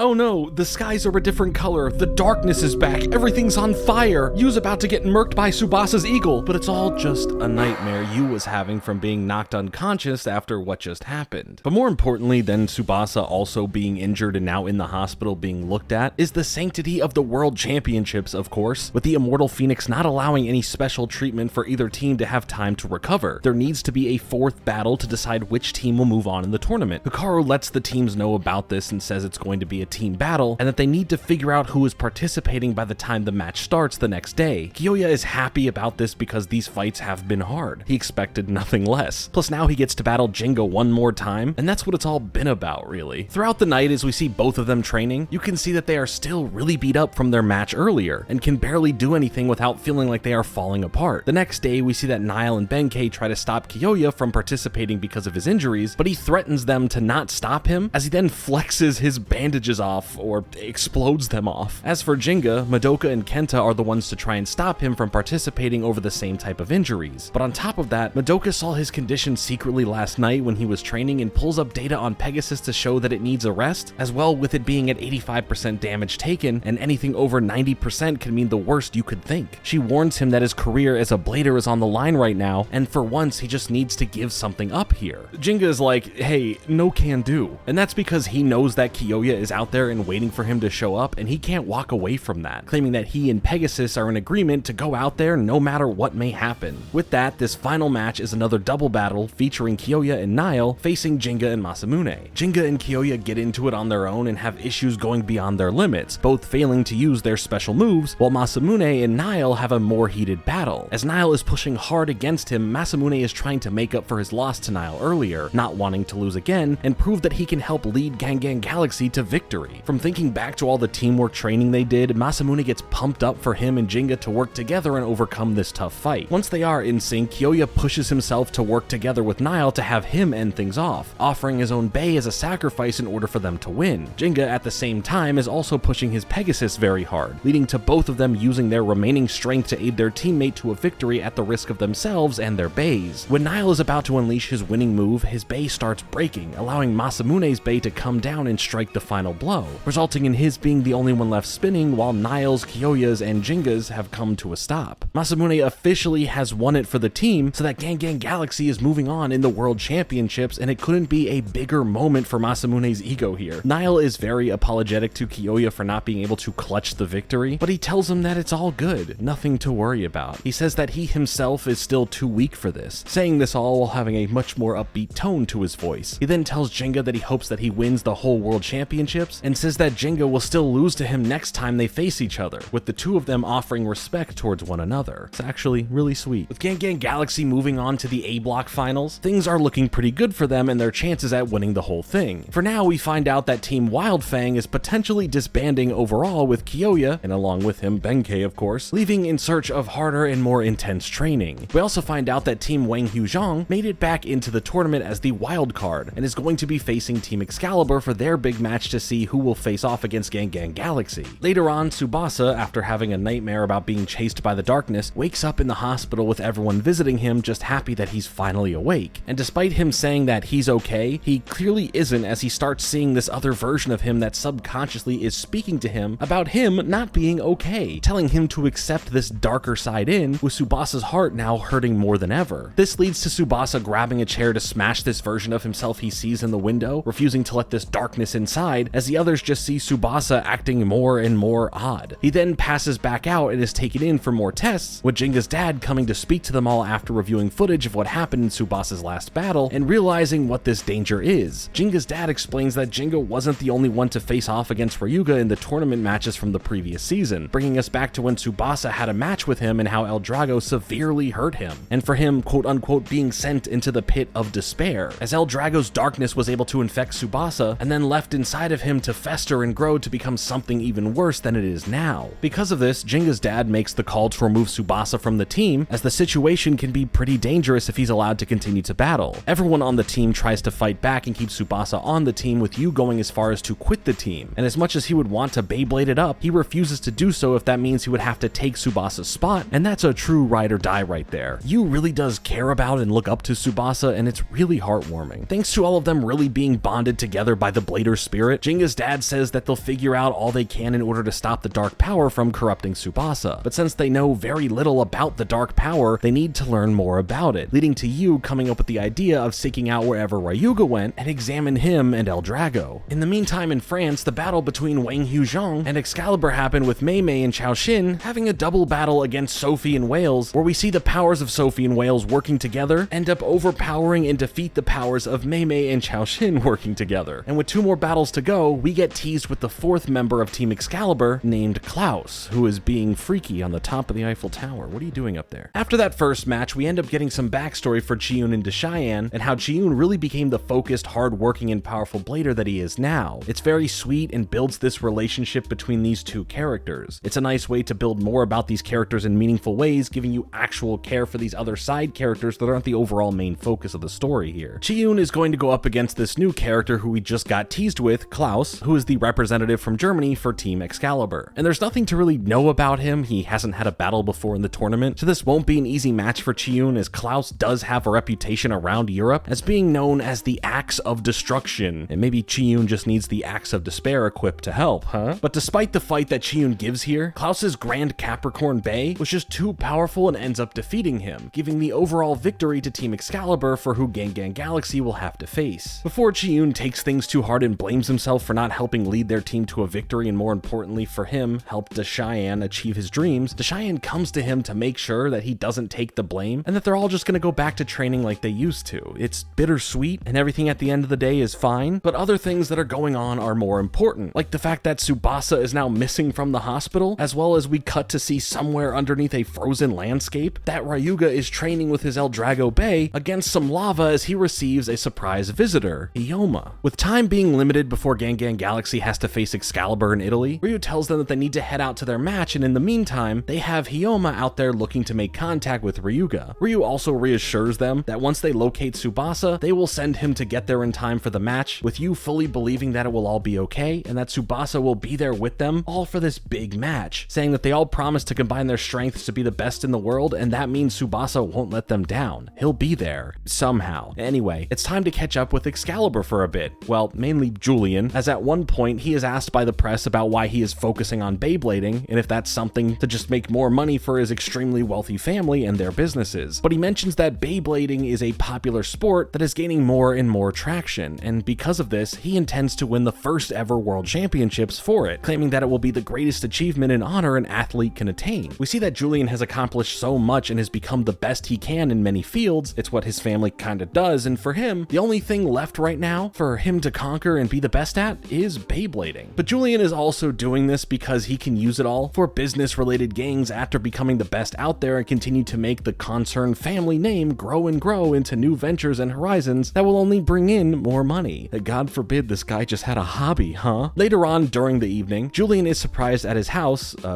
mansion by none other than Tsubasa, who has somehow made it basically halfway around the world to Julian's estate to now challenge him, and sheesh, Tsubasa doesn't seem to be doing too good, does he? Well, he only gets worse and worse as he demands that Julian come at him with his true strength, telling him to use his Bay's reverse rotation, all the while the darkness inside of him is completely taking over him. Julian complies and wants to shut Tsubasa up for making him angry and launching this surprise attack, but interrupting the battle, however, is the rest of Team Excalibur, using their protection techniques to shield Julian's gravity destroyer. From a distance though, we see Ryuga, who can see the darkness, thinking it's not all too much compared to what the real potential of the darkness can do. too. And once the darkness does grow stronger here, bringing back the Shadow Bird again for Tsubasa, as he now wants to make everyone disappear, we see that inside of Tsubasa's mind, he is having a conversation between his true self and the dark version of himself, as this darkness tries to claim that he should just give in, show his true nature, and trying to persuade him what he is telling him to be true. But as this battle starts going haywire, we get the hardest entrance from a character ever in the history of Beyblade. I'm calling it now and crowning this moment for that, as Ryuga, backed by lightning, falling fireballs, and a haunting score, appears to everyone. He calls out Tsubasa, saying his dark powers are nothing more than a little magic show and doesn't compare to the full real thing that Ryuga went through. He does claim it to be the only remaining piece of the darkness left on this world, and that his newfound powers are way more powerful, as we see his bay come in and make a large impact into the ground and begin to knock around everyone's bays, introducing them all to Medio El Drago. Ryuga gives us a recap of the history of El Drago, you know, a lot of the stuff we learned last season, as he then talks about his training that led him to become one with the vast powers of the cosmos, freeing himself from any possible dark control, and it's in this moment that you can hear that change in how Ryuga speaks. He tells Tsubasa that to overcome the darkness is not by trying to beat it, but by becoming one with it. The more you fight against it, the more it tries to control you. He claims his biggest mistake was falling victim to its power, but from that mistake he was able to be reborn alongside his powerful new version of El Drago. Everything is put to a stop for now with battling, as Ryuga takes a fascination to Julian's gravity destroyer, saying that there can only be one reverse spinning bay out there, and that one day they will settle this. But wow, what a really fun way to have Ryuga make an insanely epic return. Firstly, having the coolest entrance ever, and then secondly, showing that he is kind of a different person now. Well, mostly. That fiery prick attitude still seems to be kinda there. But hey, he seems to be helping Tsubasa, and that's what matters the most now. With it now being the day of the A Block final battle, Gang Gang Galaxy seems a bit worried about Tsubasa actually showing up in time for it all. Well, he does end up making it, but ends up collapsing in front of everyone in the group, as behind him is Ryuga, making this a big reunion for everyone, aside from Masamune. He wasn't around for any of this. But Ryuga tells Jinga that he's here to repay a debt to him, and then also offers him a challenge against his new Medio El Drago. With limited time, Jinga tells them to take Tsubasa and head away for now, and he'll catch up later, opting to stay and deal with Ryuga alone. When the matches are about to start though, only Masamune and Yu are the ones that are there, and have to make excuses to stall for the others not being with them yet. Masamune doesn't get why Jinga needs to do whatever it is he's doing, but knows that he's going to have to go out there now and take on Klaus for the first battle. And Masamune puts up a strong fight against Klaus, with Julian explaining that at this level, opponents are going to be on similar levels of skill, and it really becomes about who truly wants it more, who has the real drive, who refuses to lose. The pride of both bladers are keeping them going as hard as they can against one another, tossing out some special moves, as in the end, it nearly seemed like Masamune had won, but Klaus's Capricorn was still barely holding on. Klaus then literally begins to go over his limit, flashing back to his workouts of him exceeding levels that seemed like limitations, and here in the match, that just means he takes off his shirt. Oh, and that his bay puts out a burst of intense power as well, leading to a head-on attack that defeats Masamune in the first match. Klaus then gives a ton of respect to Masamune, telling him he totally deserves to be here and reassuring his representation for Japan was well earned, as he then claims that he's never had to go all out like this in a match before, and if he didn't, he wouldn't have won, as he then dies. Okay, he passes out from the exhaustion. But who cares about that? We end the episode on the clashing of El Drago and Pegasus in a battle going on somewhere between Jinga and Ryuga. I mean, come on, that seems like a pretty big deal. I know this is the World Championships and this is one of the big final matches and all, but like, it's Jinga and Ryuga battling again since the ending of the last season. It's hype and I want to see that. For the next match, Tsubasa comes out just in the nick of time to go with Yu into a double battle against Sophie and Wales. Moments before he walked out, he was trying to fully understand what Ryuga was trying to explain to him. He must become one with the darkness to overcome it, and now Tsubasa feels he can kind of figure that out, hopefully. As the match gets going, Tsubasa is quickly, already in his mind, talking to the dark version of himself, and through this, we get shown a flashback of Tsubasa as a young kid losing in a Beyblade tournament. But Tsubasa later overhears the winner speaking to his friends about how they pre-rigged the arena so that these pillars would fall over and mess up Tsubasa's bay, causing him to now train harder and harder. Also, he kind of sounds like Cartman here when he says this. Let it rip! Anyway, Tsubasa is seemingly losing it again and is being corrupted by the darkness as everyone is worried about him. Aside from Team Excalibur, they feel fine about it all. They aren't scared. Yu ends up confronting Tsubasa both with his Beyblade and verbally right next to him. And thanks to Yu's words about who the real Tsubasa is, he is now able to understand what to do in order to overcome the darkness, dropping his anger and allowing them to become one. Basically, the root of the darkness in his heart stems from him being torn on making those who cheat pay however he can make them versus still fighting clean even if the opponent is playing dirty. We see that he ends up facing the same person again, only this time getting past any tactics they would have used and beats them fair and square. As well as we get to see this cute flashback of Tsubasa as a kid originally finding his eagle friend as a baby who was hurt and left on his own until Tsubasa helped take care of him and helped him grow up into the eagle it is today. And with that, he's able to tell the dark version of himself that both light and darkness live inside of him. There is a balance, and it's because of the darkness that the light can be seen. And poof, just like that, he's overcome it all. Congratulations. Then in one glorious attack with the spirit of the eagle breaking free from its scary looking shadow bird form, Tsubasa defeats both Sophie and Wales, giving Gang Gang Galaxy a win as well, leaving it all up to one final match between Julian Konzern and Jinga Hagane. Oh, yeah, wait, he's not here yet, and heck, I wanted to see Jinga and Ryuga's battle the most. Well, while the tournament battle here was going on, we see that Ryuga is getting to show off the true power he now has with his more powerful than ever El Drago Bay, as he also taunts Jinga a bit about him not mastering his Galaxy Pegasus yet. But before this match can continue, Ryuga reiterates that he already repaid his debt, telling Jinga to just go now and handle this other reverse rotating bay for him instead, with him obviously referring to Julian and his Gravity Destroyer, as Ryuga then disappears from the area for now, leaving Jinga wondering what Ryuga fully meant about him not having unlocked Pegasus's true power. But it is time for him to probably get back to the tournament, you know, as it's only one of the most important matches for the entire tournament in general, but you know, no biggie. Jinga ends up making it to the arena just in time, showing off a pretty disheveled look from his intense match he's already had today, but not backing away from facing Julian for what is the final battle of the A block. That is, unless this ends in a tie, then there will have to be another battle here, but let's just hope that it doesn't have to come to that. This match starts off pretty intense, but Jinga is able to keep up with Julian and his reverse rotation Gravity Destroyer Bay thanks to having just battled Ryuga, having much better anticipation for what Julian is going to do and how to combat it in the best ways possible, but you know, he's faced Ryuga before, that doesn't matter. Julian, however, is determined to win, wanting to beat the person who was able to defeat El Drago would, in his mind, make him the best, technically. And well, if that were the case, several other people who have beaten him since should all be considered better than Jinga. And you know what, I gotta stop getting lost in the semantics of it all. This is Beyblade, for crying out loud. Julian eventually brings out his Medusa's Eyes mode for his bay, the same mode we saw when he was facing off against Gasser. This then stops Pegasus in its tracks and begins forcing it down into the stadium with its heavy gravity. Madoka figures out how this is all possible with Gravity Destroyer living up to its name and being able to, you know, control gravity somehow. And you know what? It's okay, Madoka, because Julian's just gonna say all that same stuff basically anyway, so we get it. We understand how it works now. Don't you just love when shows like to double or triple explain the same thing? I guarantee there's gonna be a timestamp of this saying, you do the same thing.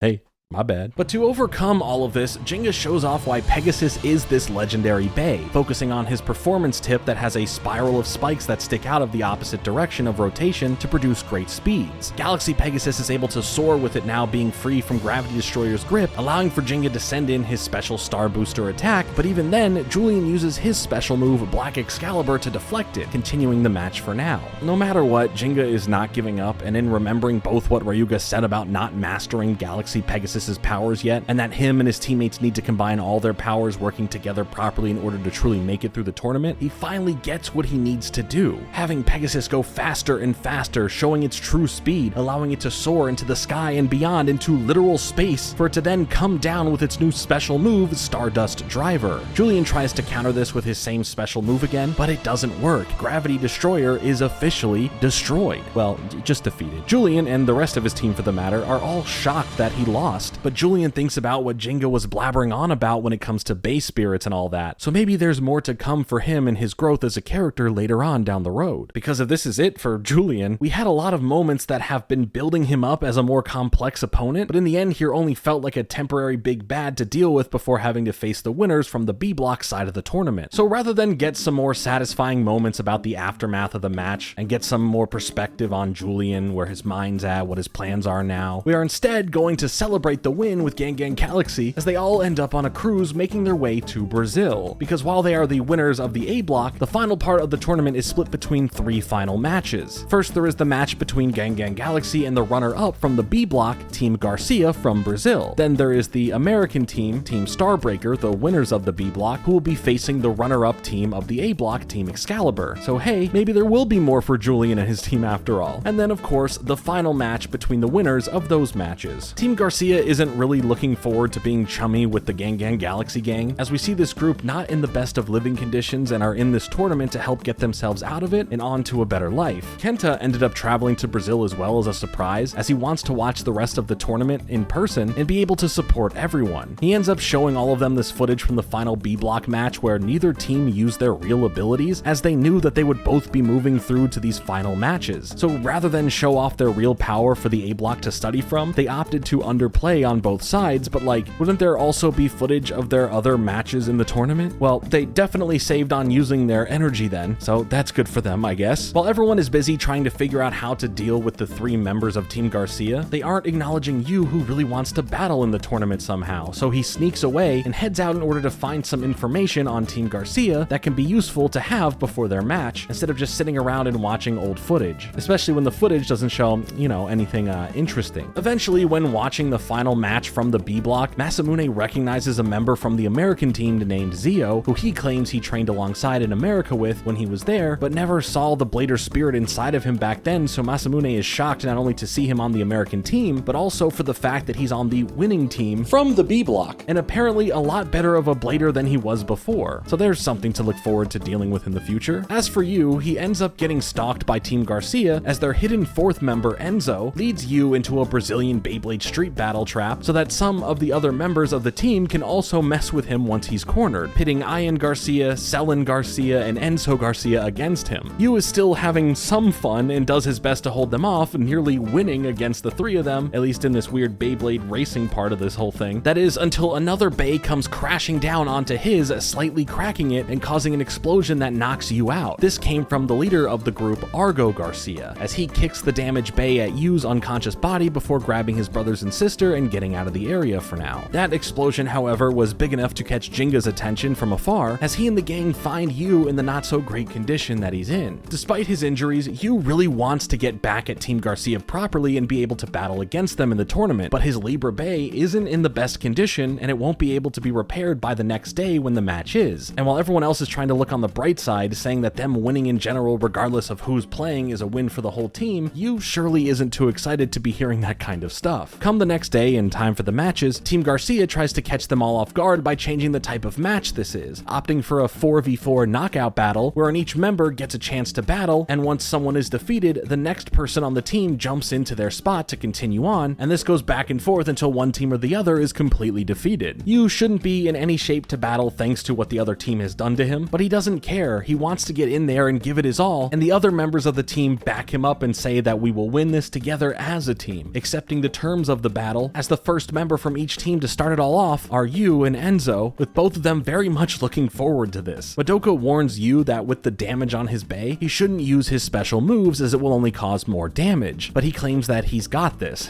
Famous last words? Maybe, we shall see. Through this match, we get a deeper introspective look into Team Garcia and what this all really means to them, as Beyblading is what has also helped them survive together through awful living conditions. It's not just a fun game or a sport, it was a way to just get by, and now it's a way to get out of it all for good. Their lives have never been easy, leading to why they are hardened by the world, not playing fairly, and feel like the other teams they face for the most part all represent a higher level of privilege for how they live their day-to-day lives, and thus can view Beyblade in the ways that they do. Yu only thinks that these are coping excuses for them to cheat and use unfair tactics in order to win, and from his annoyance and anger, he tries to pull off a special move, but with the damage already done to his Libra Bay, it ends up full-on breaking even worse, leading to him being defeated as he breaks down in tears. Masamune instantly runs out to continue the battle and vows to get Enzo back for what he did to Yu, and nearly instantly defeats him, leading to Selen coming out next to deal with Masamune. But before anything major can happen between them in battle, Selen tricks Masamune in the stupidest way possible, telling him to look up as if something terrible was just right there above them, and instead he just closes his eyes saying, "I'm not gonna look, you can't trick me." But it was all a trick, because this allowed Selen to actually get her Ray Gasher Bay up into the air to surprise him with something truly above them, having it then come down to defeat Masamune just like that. Man, how are you ever going to be the best if you keep doing silly stuff like this, Masamune? Come on. Jinga ends up running in next after he can't tolerate all of the cheating anymore, wanting to just defeat the rest of them with his Pegasus. Selen threatens her true power, saying that it's not going to be so easy, pony boy. Okay, well, she didn't exactly say it like that, but you get the gist.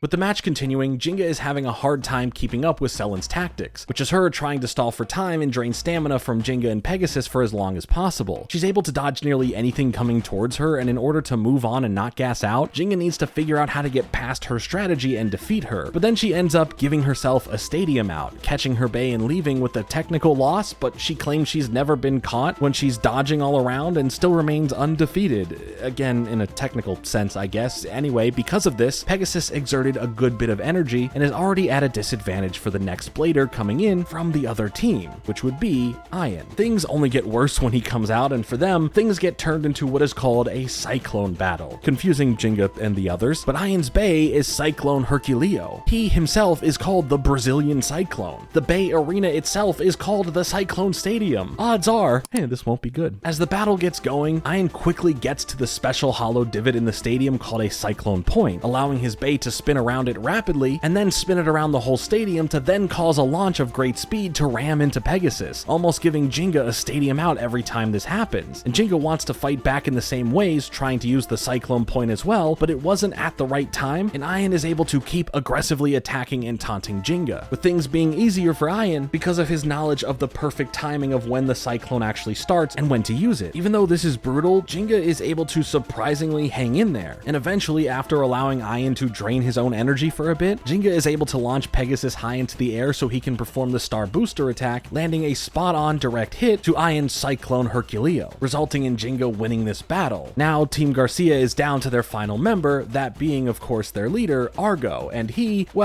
instantly launches his Bay from the sideline before fully entering the battle area, and from this, his Bay right away takes out Pegasus, leaving Gang Galaxy down to their last team member as well, with that being Tsubasa. With Tsubasa feeling confident in taking on this challenge, now having become one with the darkness to create a nice balance inside of him, these two clash hard with Argo's Ray Gil Bay heavily attacking and chasing Tsubasa's Earth Eagle around. Tsubasa figures out that Argo's whole main plan is basically using his brothers and sister in order to propel him to the top so he can come in as the finisher, him having each of them offer something that stacks on as an advantage for him when he comes around, as Argo claims that this is how they get by and how they operate. The two of them go back and forth about their hardships in life and what they've fought for to be here, with Tsubasa saying that Beyblade isn't a vessel that will just get you everything that you want, as it's all about improving your spirit and skill through battle and aiming higher and higher, and victory is a result of that. Things continue to get more intense in the battle as we see the spirit representation of Ray Gil as the skeleton-only plesiosaur, making for a cool visualization of the battle at hand against Earth Eagle. Argo also taunts Tsubasa about not even being the best blader on his team, just a number 2 or 3 type of guy who isn't worth Argo's time and isn't really a threat, causing Tsubasa to get pretty heated and I thought he solved this problem already. But Jinga and the others offer their support and help him keep balanced and focused, and because of all the faith his friends have had in him, never giving up on him and being there for him, Tsubasa is able to pull off a special move called the Shining Tornado Buster that ends up defeating Argo, officially sending Gang Galaxy to the final match of the entire tournament. We see that Argo is thinking about how this is not over yet, teasing us with something to come for him and his family at some point, maybe, who knows. Elsewhere, we catch up with Ryuga for a moment, who is randomly tracked down and stopped by a group of some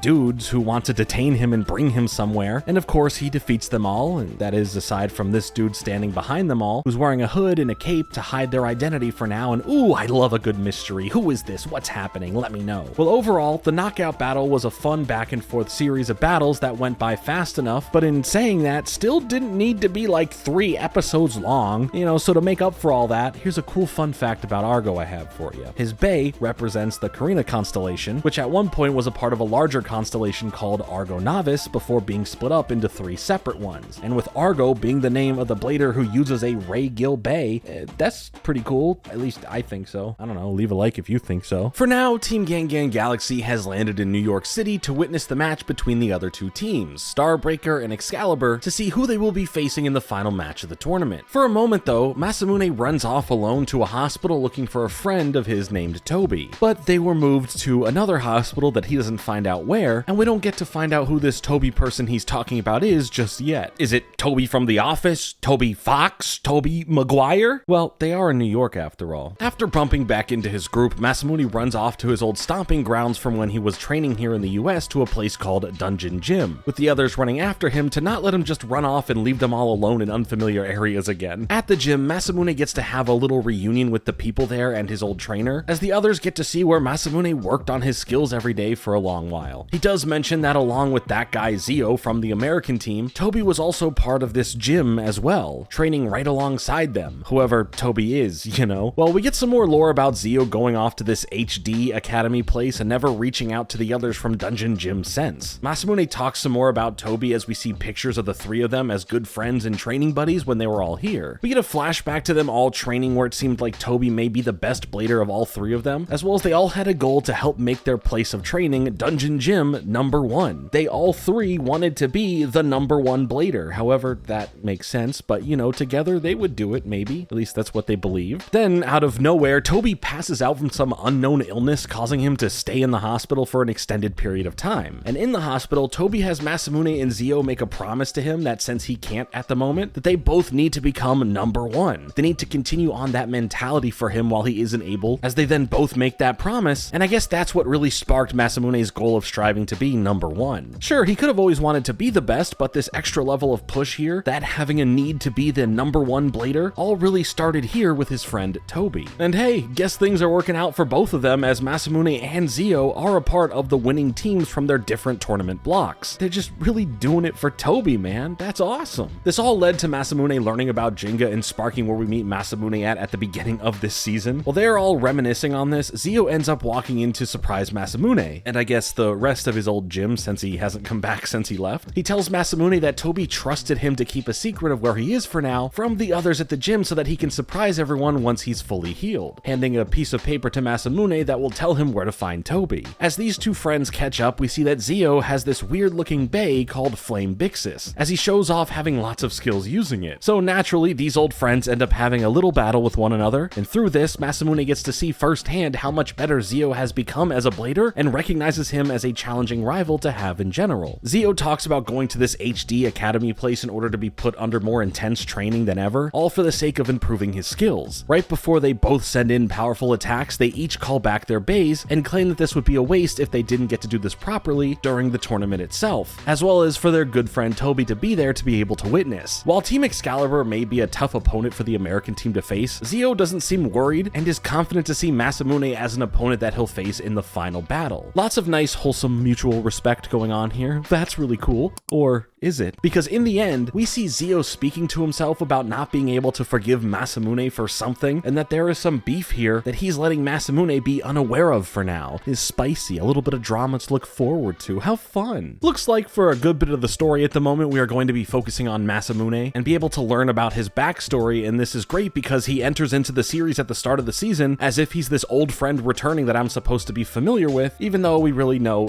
zero about him. So after we then see him get to see Toby in the hospital that he's actually at, we get a flashback to Masamune being a bit younger and not having that one dyed strand of hair. It seems to instead now be on the jacket that he's wearing, and man, I'm just so used to seeing him wear green that this feels wrong, but whatever. We see the origins of him being new to New York City from Japan and stumbling across the Dungeon Gym, where he has his first ever battle with Zio and wins, meets Toby, who is known as the best of the best in the gym, and then gets pressured into signing a contract to join the gym in order to be allowed to Beyblade inside of it. And of course, you know, get the proper training that a Beyblade trainer could give. Toby's dream is to be the #1 blader, and that hard work and training can help you grow and improve. So we can see where Masamune has built in this mentality towards the sport and his position in it. We get to see how Masamune, Toby, and Zio bond to become a close group of friends that bladed up together, and how they end up in a smaller tournament in the hopes of defeating this other gym's team in the area that is all full of bullies who are just trying to take over all of the public bay parks from anyone to play in. In the final match of the tournament, Masamune really wanted to battle the toughest guy on the other team, with Toby letting him do so instead of facing him himself. He and the others build up the whole #1 mentality as a group, with Masamune going on to then win his match as well as the tournament. Overall, it's a cute flashback episode that gives us more insight into Masamune as a person and why he is the way he is, as well as connect the stories of these three friends together for us so that we can begin to see the bigger picture. As we build up to the battle between Excalibur and Starbreaker, we end up learning a bit about the HD Academy behind the team as Zio goes to see a person named Dr. Ziggurat, who seems to be running the whole operation here. All of a sudden though, we see Ryuga enter into a special testing chamber as he begins dealing with the Beyblade tests being given to him. Dr. Ziggurat is overseeing all this happen, but aside from him, this other character is closely watching him named Jack, and he has blue lipstick. I think we know who is under the cloak now from that confrontation we got a tease of in that other episode at the end. Anyway, Dr. Ziggurat tells Zio that he needs to do battle with Ryuga in order for them to learn more about the reverse rotation of Medio El Drago, and to do so, he is told to do so with more time in this arrangement system, which is something we don't really know yet, that for some reason he is a 1 in a million compatible person for. But of course, he claims that he can do this with his own skill and doesn't want to do any of that arrangement stuff. Dr. Ziggurat reminds him that if it weren't for being able to work with that system, that Zio would still be a blader with not enough talent or skill to be anywhere close to the level that he's at now, as well as he is going to do what he is told to, because in exchange for doing all this, Toby is able to get the best medical treatment possible, all paid for and taken care of by this guy and this company, with him using that as leverage over Zio. Ryuga is over just doing these humanless battles and really wants to face Jack, but his Bay is currently not ready yet, with it still being worked on. So they send in Zio with his Flame Bixis to battle him for now. Zio knows Ryuga from Jinga being the one to defeat him from all that Battle Blader stuff last season, but it was at this exact moment that Masamune went on to go back to Japan, and thus is now palling around with Jinga and his crew. So he is mad at both Masamune and the rest of Gangan Galaxy as to why Masamune left in the first place. With the power of Flame Bixis and it being great in use of stopping Medio El Drago's powers, as well as its ability to try and drain its stamina, it becomes a wait and see what Ryuga will do type of situation in order for Dr. Ziggurat to study and learn more about this Bay. Ryuga doesn't believe in Zio's methods of draining the opponent's stamina for a while before defeating them, and claims that a real battle is fought when the Bays are actually clashing and,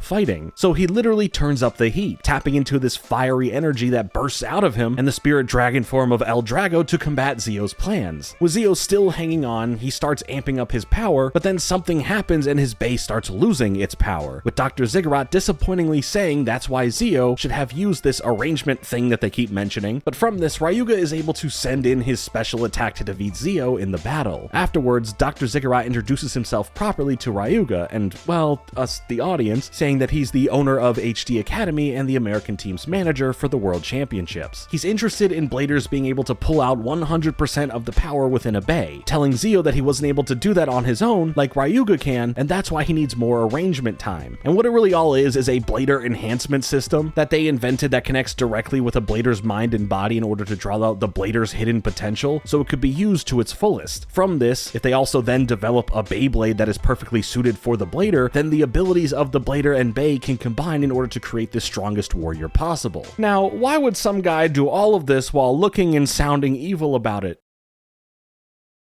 Ah, yes, you're correct, because this guy is evil and wants to use the unknown hidden powers within Beyblades to be able to control society, the military, the economy, the government. Basically, all the power in the world is something that Dr. Ziggurat wants. And duh, of course this dude is evil. He is always ominously petting his pet rabbit creature thing and snickering to himself. Hello, people! He's bad! Ryuga, after hearing that monologue, is all like, I don't care. What's that got to do with me? Even if he kind of was doing the same thing with Doji last season, but whatever. Well, Dr. Ziggurat here is a big fanboy of Ryuga, keeping his eye on him for some time now, and basically explaining that whoever he is above the Dark Nebula organization, and used them as a shell company to send Ryuga to Coma Village in the first place after El Drago. After hearing everything that he has to say about what's going on, and why they want to work with him in order to properly understand how he was able to control Medio El Drago, all on his own and unlock such incredible power, Ryuga doesn't give in. Instead, he tells Dr. Ziggurat to leave him alone, and then uses El Drago to blow a hole in the side of the building that they're in as he walks away for now. But this won't be the last of Dr. Ziggurat and Ryuga's dealings, it seems. Now, this episode was titled The Plot Thickens for a reason because,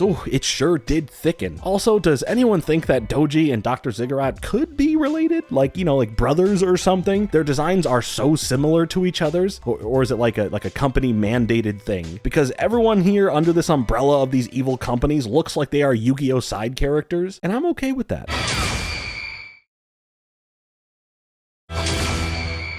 Continuing on in the HD Academy building, we see Zio inside the arrangement pod as it physically is hurting him to be in it, but Dr. Ziggurat is dangling Toby's well-being over Zio, so he just fights through it. We see some memories again from how they all came together, plus a bonus one of Masamune telling Zio that he will be back from Japan after defeating Jinga, and Zio's mad he's leaving because he says that Toby needs them now. Masamune didn't understand just how bad Toby had it, and without Zio doing what he's doing now and getting Toby the better treatment, maybe Toby's fate wouldn't have been so great. Once this level of arrangement treatment is over with, he is tasked with going after Ryuga with a limit of time to do so, with this other character named Damien receiving some arrangement therapy currently, and once that's over, Zio's time to go after Ryuga is over. As for Gang Gang Galaxy, we see that Madoka ends up fully repairing some bays for the team, with you excited to finally get his back and use it in battle again, but she warns him that he still needs to wait a bit to allow everything to properly settle, or else it can all come undone and end up worse than ever for his Libra Bay. So that stings for you. Sorry, buddy. I know all you want to do is battle, but you never truly get the chance to do that much anymore. But maybe soon, you know, who knows. But as they all go out to just lightly use their Beyblades to race around, Masamune notices Zio run by and begins to follow him with Jinga in pursuit after Masamune, as they all see that Zio and these random HD Academy goons have Ryuga surrounded. Masamune misreads the whole situation and thinks that Zio is the one in trouble here and tries to defend him, and from all the annoyances happening in his life right now, Zio can't take any more of this and his emotions get the better of him as he then starts taking aim towards Masamune and tells him that he will no longer live in the shadow of him and that he will never forgive him for what he's done, getting angrier and angrier at Masamune as he's just caught off guard completely with everything that he's being told. At the same time, Damien has finished his arrangement stuff and is now sent after Ryuga as well, so this can't be good for what's to come, whoever this Damien fella is. As Zio starts getting into a battle with Masamune, it's clear to see that Zio is even more powerful than he was when they had a small battle the other day, leading to Ryuga saying it's probably from that arrangement thing or whatever, as Jinga's all like, what is that? Can you fill us in? I got a pen and paper. I'm ready to hear what you're saying. But of course, he doesn't say anything and just wants to head out of there, making quick work of the other random goons surrounding him as he warns Jinga to look out for the American team. So like, he's saying something without really saying something. Jinga jumps into Masamune's battle for now, with Masamune not wanting him to, but Zio starts taking on both of them with his incredible power, using his special moves to mess with their bays, while he yells at Masamune for abandoning him and Toby and that, you know, say it with me, won't ever forgive him, yada yada. He starts filling in the blanks for what happened after Masamune left for Japan, and that when things were getting worse for Toby, he saw Masamune on TV going and getting into the World Championships with this whole other group. Masamune tries to explain that this isn't true and that he's never once forgotten about him or Toby, but Zio continues with how Dr. Ziggurat found him, offered him a chance to be better than he ever was, possibly make him an official member of Team Starbreaker, and of course, help Toby with the best medicine and doctors money can buy. At the same time now, over with the rest of the Gang Gang Galaxy gang, Damien comes around and he's looking for Ryuga, but then gets a chance to introduce himself as a member of Team Starbreaker, as well as use his new Hades Kerbex Bay on the group, with us then cutting back to Jinga and Masamune from a distance, seeing this crazy amount of power followed by terrifying demonic monster-looking clouds of evil that appear over where the group was before they fade away. As Zio sees this and knows that it's Damien, quickly ending the battle from continuing as he gets out of there for now, with Jinga running back towards the group, leaving Masamune with a choice about who he is going to chase after. When Jinga returns to the others, both Tsubasa and Yu are knocked out, and worse, both of their bays are pretty much destroyed and left in pieces from whatever Damien just did to them. Jinga screams out that he is going to make them pay, and by them, he means the American team, as he recalls back to Ryuga warning him about them. Tsubasa and Yu both end up now in the hospital to recover from the attack Damien launched on them, leading to Jinga's dad calling in and mentioning that for this, the American team should be suspended from the tournament. But of course, Jinga wants to get back at them and teach them a lesson, begging for them not to just be kicked out of the tournament. Ryo is happy to hear his son speak like this and is fine with allowing Team Starbreaker to stay in, but with Starbreaker having 3 members on their team and Gang Gang Galaxy now only having Jinga and Masamune, the WBBA is actively looking for a supplementary regular member to bring on as Jinga fights back, saying that this team has come together as a unit and it just needs to be him and Masamune out there. They can do it. And while I'd like to believe that just as much as he believes that, he is reminded that Masamune isn't really himself at the moment thanks to this all tying back into his past. Clearly, he chose something else rather than go help Tsubasa and Yu and be there at the hospital with the others. I guess he just felt like he was in a no-win situation with whatever he chose. But if you guys do need like a third person, I mean, you know, Kenta is right there. He can hear everything that you're talking about and he sounds like a great pick. Why not just have him? I'm sure that he could help. He's decent enough,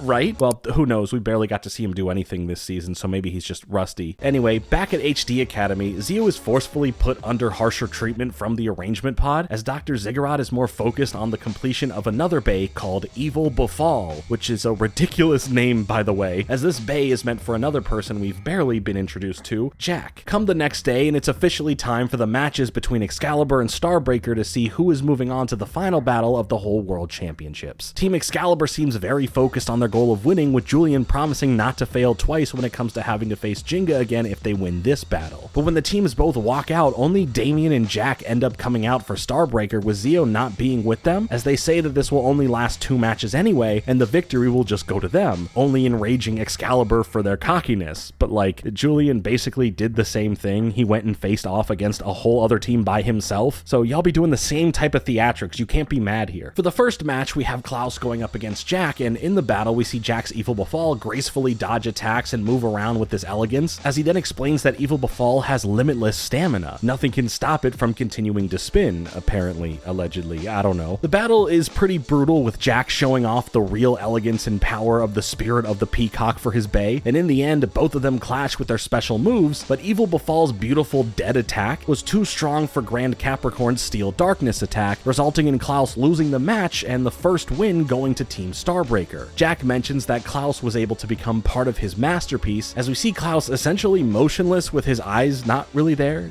Is he okay? Is he dead? We don't know, but hey, Jack used him and his bay to help carve this beautiful rose into the stadium, so that's something. And is that just going to be there for the rest of the matches, or will that get buffed out? Continuing on, the next match is between Damien and Julian, and since Julian lost to Jinga, he's been on a focused path of training and growing stronger, and feeling like there is no questioning if his Gravity Destroyer is the strongest in the world or not, because he says that it is. Damien proposes that this be a best-of-3 match between them, wanting to see Julian use his Gravity Destroyer in both rotation styles. Damien claims that if Gravity Destroyer can defeat his special Hades Kerbeck's bay even once, then he will admit that Julian's bay is the strongest one out there. With Julian trying to show off just how much more powerful he is, Damien and his bay aren't showing off what they can truly do just yet, only showing off a small fraction of their power when Hades Kerbeck's breaks free from Gravity Destroyer's Medusa powers and continues the match with ease. Julian basically says the same stuff about only a fraction of his power being shown, blah blah blah, sending in a different special attack with Gravity Destroyer, but Damien's not worried at all, sending in his special Hades Drive move that turns the arena into a pit of flames as it starts consuming Gravity Destroyer, leaving the physical bay itself motionless and defeated. Julian's pretty mad about this and needs to gear up for the second go, as one more loss means Damien wins, and this time, Damien wants to see him use his left rotation for Gravity Destroyer. Julian comes at Damien even harder in this round, thinking that at one point he's got this in the bag, trying to finish things off with his Black Excalibur special move, but when the dust settles, Hades Kerbeck's is completely fine, with Damien saying that won't have any effect on it when his bay is in boost mode, which I can only assume is something like putting Crocs in sport mode. Here, it's when his bay's fusion wheel and spin track link together perfectly, and this battle now is a test of the power his bay has just from that. Also, Dr. Ziggurat evilly says to himself that the entrance to Hades is about to open, and that sounds extremely ominous, probably not a good thing. Now, with every powerful hit coming from Kerbeck's, it's as if all of the achievements in Julian's life don't matter, as he struggles with not being able to live up to his family's name in all the ways that he has before with this. Damien at this point is just toying with Gravity Destroyer, holding back on finishing it off just to cause more damage to the bay, as Julian begs for him to stop. Both Sophie and Wales jump in with their Beyblades in order to stop the onslaught of attacks and protect Julian and his Gravity Destroyer, leading to an immediate forfeiting of the match, but it was done so in order to save Julian and his bay. They won't allow Julian to be humiliated any further, so regardless if the match is over, all three of them combine their attacks together, but Damien continues to use this as a test of his bay, using the special move Hades Gate to open a literal door to the underworld, with the three-headed guard dog of the underworld, Cerberus, coming out of it to destroy the spirits of the Excalibur's bays. Damien, with his eyes now glowing that evil red that we've seen on other people before, makes Julian verbally admit to being a weakling, and with that, Starbreaker has defeated Excalibur, as our final match of the whole tournament is now confirmed for who is participating. After all the dramatics of what just happened, it's time for a break before this final match, as Gang Gang Galaxy has to figure out what they're gonna do with Tsubasa and Yu and needing a replacement for them, as Kenta then finds the courage to speak up and offer to be the replacement. And while it's decided on that fact and everyone's happy with it, Team Wang Huzhong ends up coming back around to offer any of them to be the ones selected to be on the team, which leads them into thinking that they need to all battle each other between the four of them and Kenta to determine who will make the team. It's all fun and a bit silly, but it does feel like a filler to pad out time before the final battle, which is not the worst, as we should take a breather for a moment and let things cool back down before they ramp right back up again. But man, this show constantly has me in two minds while watching it. How do I both like and not like something at the same time? What's wrong with me? Okay, you know what? Don't answer that question. That wasn't a real question. Then both Masamune and Jinga enter into the battle because they just had the same itch to battle that everyone else has, but this all gets interrupted anyway by a surprise visitor. The Immortal Phoenix! Back in costume, but like, you know, who really cares, man? We know who you are. Always with the theatrics, this one, I swear. He comes to tell them the good news of their replacement already being selected, as he says it's him! Before Hikaru then tells him that due to the rules of the organization that, you know, he is in charge of, he's not allowed to do that. And you think they could have just, you know, probably talked about this before they came all the way out here and made a big entrance only to be made to look like an idiot? And on top of this, Hikaru looks into the rules further, and if anyone has ever participated in any form of a team for the World Championships or even the original selection battles to see if they made a team or not, they are not allowed to be on another's team as a replacement. So a lot of this has been all for nothing. Yay, how fun. Speaking of fun, the episode then randomly turns into an announcer v announcer battle as the Blader DJ from Japan and the American DJ, aka the hosts of the battles from these representative countries, end up wanting to settle who is going to be going into the final battle as the official DJ for it all, as they both feel that that spot is theirs to have. I don't know, it's random, it's fun, it's whatever. The shoutcasting they do of the battle is extremely epic, but the battle itself is literally nothing. And then it all ends in a draw, and then they just join forces and will both work together as announcers in the final match. Yay,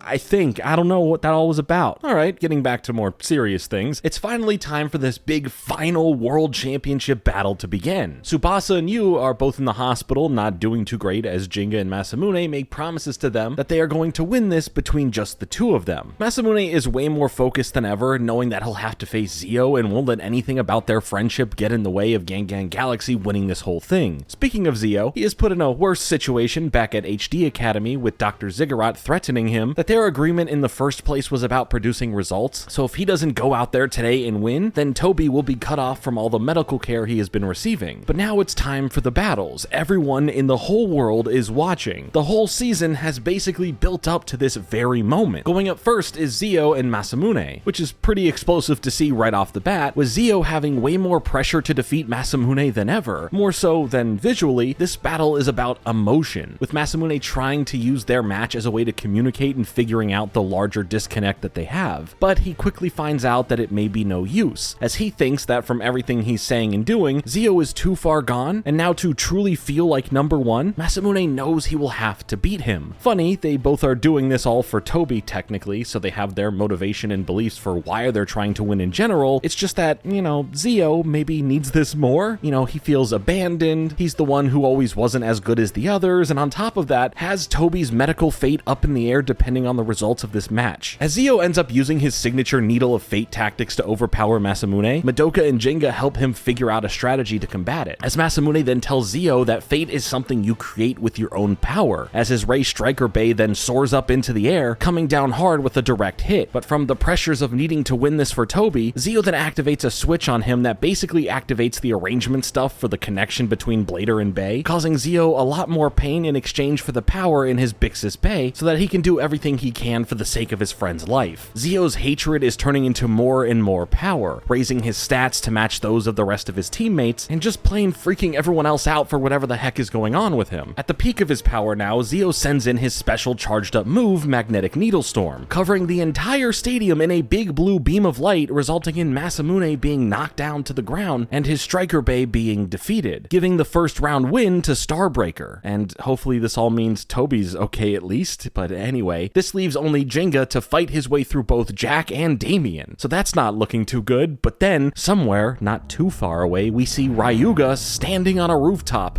menacingly teasing us with something about to happen. What's that something? Relax, I'm sure we're going to literally find out in just a moment.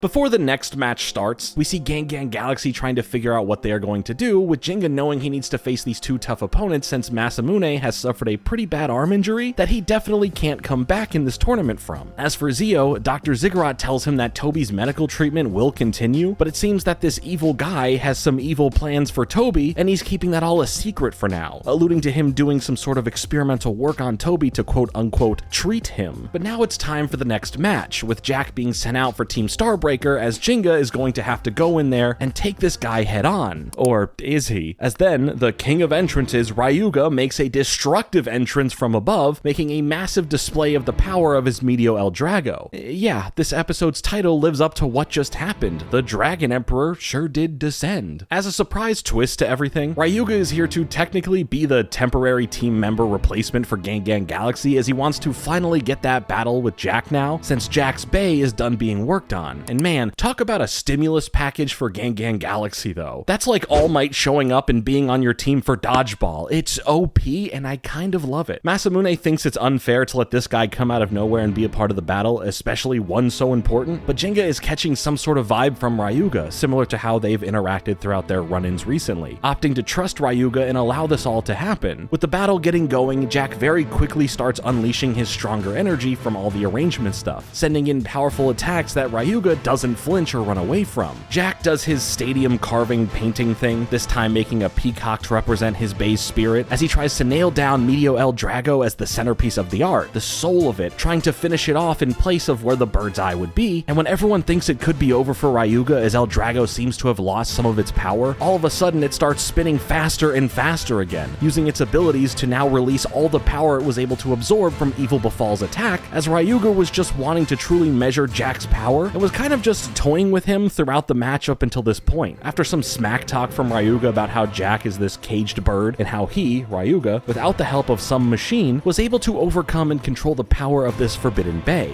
Oh, and the darkness, you can't forget about that, guys. To add insult to injury, Ryuga ends the match by making it so Evil Befall is now the eye at the center of the peacock, officially then winning the battle, giving Gang Galaxy a win here, as it's now all tied up. And sure, Ryuga showing up and defeating Jack is some form of Deus Ex Machina to help out our heroes in the tournament, but like, it was still hype as hell, okay? How did this dude go from a character that I am supposed to not like to one of the best in this generation of Beyblade in the span of one season? Anyway, Dr. Ziggurat doesn't seem to be too mad from this battle, as they got enough data from El Drago to study it for now. So good thing there always seems to be an ulterior motive. Then Beyblade decides to get a bit violent, with Ryuga saying that this isn't all that he's got, shooting his El Drago to break the window in front of Dr. Ziggurat, as one of the shards of glass slices open his cheek under his right eye. And you see the slice happen in detail too, which is surprising to see for a show like this. Ryuga threatens him about their business not being over, and that he will be dealt with at some point, as he also then tells Jinga that he won't allow Jinga to lose to these fakes, referring to the American team and their tactics. It's like this rivalry, but with a level of respect to it type of relationship between these two now, or something like that. And I don't know, I dig it. In acknowledgement of the damage done to the stadium by both Jack and Ryuga, there is somewhat of an intermission happening before the final third match begins. When the rest of Gang Galaxy is discussing why Ryuga would help them, Jinga says that he wasn't helping them. He just had some sort of score to settle with HD Academy in general, connecting more of Ryuga's past as well as his actions from the previous season to more evil corporations. So now while they all get suspicious of the other team, Jinga's dad and Hikaru have been feeling like this Dr. Ziggurat guy is up to something no good, and since after Zio's battle at the start, they have been looking into what this guy is really up to. From their own investigation, they find out that most of the bladers that were being scouted by HD Academy were not very skilled and had never really won a match before. Then within a short span of time, these bladers went from awful to insanely good and then started popping up at all these tournaments. As far as Dr. Ziggurat himself, they have found out that he is this authority on energy engineering and is known as a top neurologist, or a brain doctor, who resigned from any medical associations he belonged to a few years ago, as he then founded a company called Hades Inc., which then own HD Academy and Dark Nebula, but that didn't work out too great, so we can forget about that for now. And he's using Beyblade to show off the work he is currently doing, as we see playback footage of both previous matches where Zio and Jack grew in power thanks to using the technology Dr. Ziggurat made to enhance their abilities. Basically, he's messing with their brains to draw out this hidden power forcefully. Most other bladers who went through HD Academy's intense training, I said that in quotes, all eventually couldn't stand it, either going somewhat mad or crazy and losing any chance of having a Beyblading career. Masamune puts 2 and two together to understand what Zio was saying about what he sacrificed of himself in order to save Toby. As for Jinga, his father warns him about his upcoming match, saying they could be playing right into what Dr. Ziggurat is wanting. So he needs to be careful, especially when they discuss the events of the last season and how that ties into Dr. Ziggurat probably wanting to get back at Jinga for getting in the way of everything then. All of that just aside from whatever data that they could be able to gather from this match with Jinga's Galaxy Pegasus. The big mystery though is who the heck is this Damien kid anyway? There is no information about him, he's not listed as a recruited blader, nothing. So whatever intense powers he may truly have that we've only seen a tease of could be extremely troublesome. As both opponents enter the arena, Dr. Ziggurat says to himself that Damien needs to draw out 100% of Jinga's and Galaxy Pegasus's power in order for their master plan to be a success. And,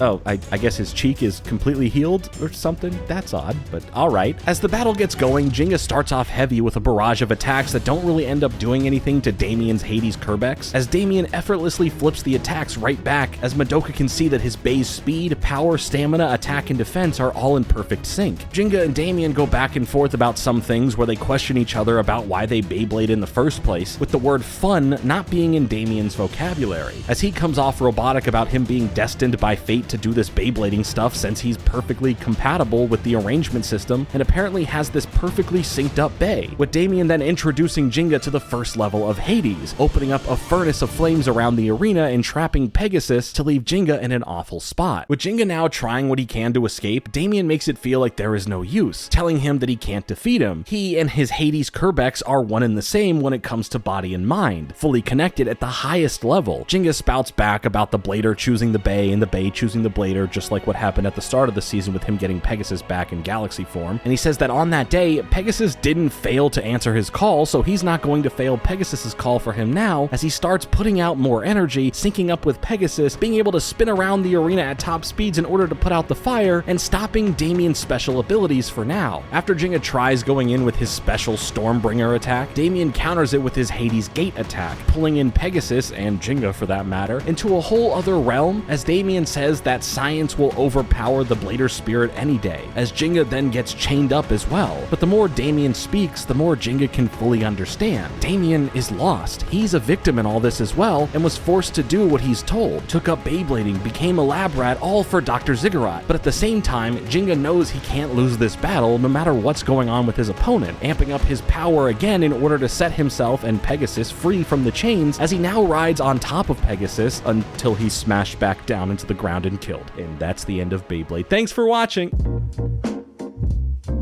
Oh, there's more?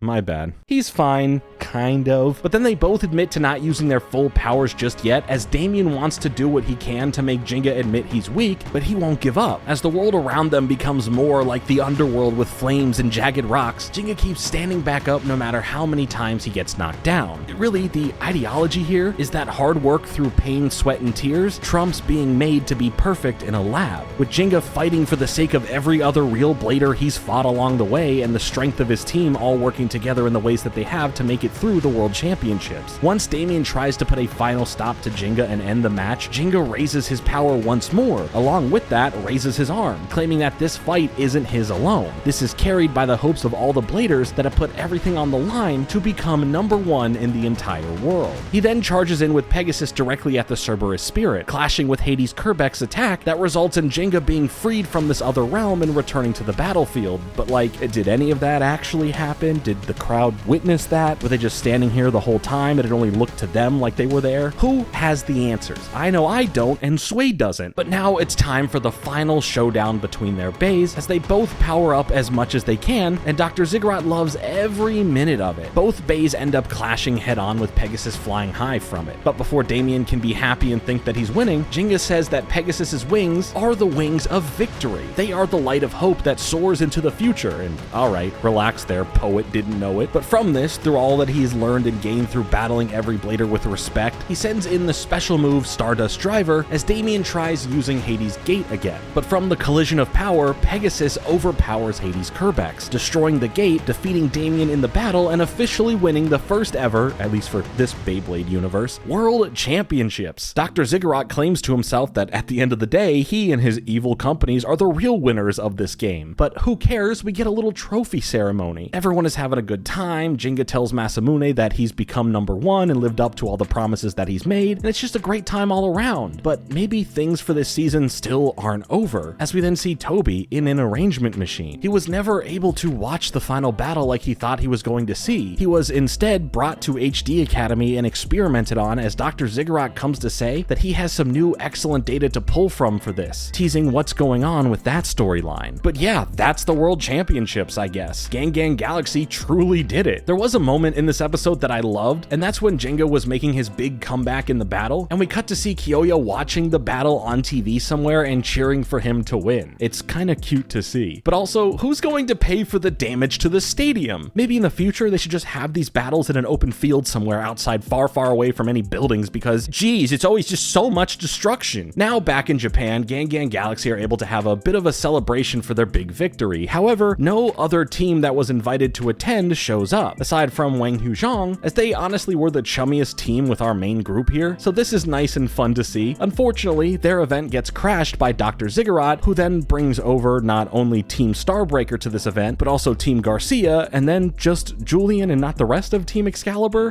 What is this guy? A tardy bus driver? Couldn't get the rest of the kids to the party on time? Unless something else far more nefarious is going on here, which is, you know, always the case. That's how it usually goes. Dr. Ziggurat makes a mess of the whole venue and says that he's here to use this platform to announce the historic results of his research to the world. Bit rude to do at an event like this, but whatever. With this being broadcast to everyone, Dr. Ziggurat says that he never cared about the tournament, only the data he was collecting from it. He says that the world is facing a serious energy crisis with oil, natural gases, fossil energy sources all destroying the environment. Add that on to the world's overpopulation and all the resources will be completely exhausted in the near future. With nuclear energy being too dangerous and solar energy not being efficient enough, he has used his smarts in developing an alternative energy source, claiming that it can all come from the Beyblades themselves. With the limitless power that is hidden within a Bey, he wants to draw that energy out, as it could become an endless supply of energy in general to use for the world. But with all that said, he announces that he's successfully been able to do this, saying that thanks to this spiral core, it can draw out this new form of energy that he calls spiral force. And in order to get this, he needed the strongest bladers out there who possess the strength to control the strongest Beys out there, leading to why HD Academy was created in the first place. All of this just kind of sounds like some Yu-Gi-Oh! GX and 5Ds type of thing with all the energy talk, but if you want to dig into all that, I've been covering that in my Yu-Gi-Oh! Deep dives. Check them out if you'd like. Anyway, Dr. Ziggurat says that thanks to the data from the strongest left and right rotation Beys, that being Ryugas and Jingas, that he now has created the ultimate Bey, Twisted Tempo. And along with that, he introduces the ultimate blader who can control it, and that is someone named Faust. Right away, Zio recognizes the face of this guy as possibly being Toby somehow, with Masamune also wanting to know how this could be, as Dr. Ziggurat explains that this is what Zio wanted, right? For Toby to get better, and now he's apparently completely cured and turned into whatever power puppet this guy wants him to be, having him give off a demonstration of the power of Spiral Force all the way back at where the HD Academy building is. We see Faust get hooked up into a machine above this special arena that his Twisted Tempo Bey shoots into at unfathomable speeds, generating power throughout the whole building that then shoots into the sky. When they unleash the force, the power surges throughout the surrounding area, destroying a mountain, a forest, and the surrounding lakes in the blink of an eye. This force is terrifying. It's a threat to the whole world, and he's just laughing about it, as he then offers this spiral force to the highest bidder, essentially. Whoever in the world wants it, whether that be a corporation, government, blader, etc., then they can apply with their reasonings and offerings for it all. While the idea seems to have stemmed from the energy crisis of the world, it has led to the potential earnings from selling this research that is the most important reasoning for why Dr. Ziggurat has done all of this now. He says he's not doing anything illegal technically, but you know, I don't know about that. He kind of just blew up an area and selling others around the world on owning this power. It sounds not legal to me. Jinga and the others fight back about the ethics of doing this, with Masamune jumping in about Toby's well-being, but Dr. Ziggurat explains that he's completely healthy now, and with that, the promise was fulfilled. Team Garcia is fine with being on the evil side because they are being paid, which leaves Jinga confused as to why Julian would be with them since, you know, he's filthy stinking rich. Why would he need to be here working alongside the bad guys? So I guess there is something more to Julian's character going on based on how he reacts to Jinga calling him out here. But for now, this turns into a citywide chase battle, with the bladers all getting split up and into these different situations to face for now. While these attacks from the bad guys are going on, our good guys end up getting some reinforcements in the form of Nile, Kiyoya, Benkei, and Demore, helping them all stand enough of a chance here to make all the bad guys retreat for now. And I guess Team Wildfang is back in business. You love to see it. The only one from the bad guy team who seemed conflicted here is Zio, ever since seeing what happened to Toby, knowing all that he has done was for the hopeful help of keeping Toby alive, and instead, he's now just been turned into a vessel for Dr. Ziggurat's bidding. So who knows, maybe Zio is snapping back to reality about everything. That would be nice. For now though, all of the good guys here make a vow to take down Dr. Ziggurat and stop his plans of the Spiral Force getting out into the wrong hands, as if it's already not in the wrong hands. And also, who's responsible for all of this property damage now across the city? Seriously, who knew Beyblading could be so destructive like this? Jeez.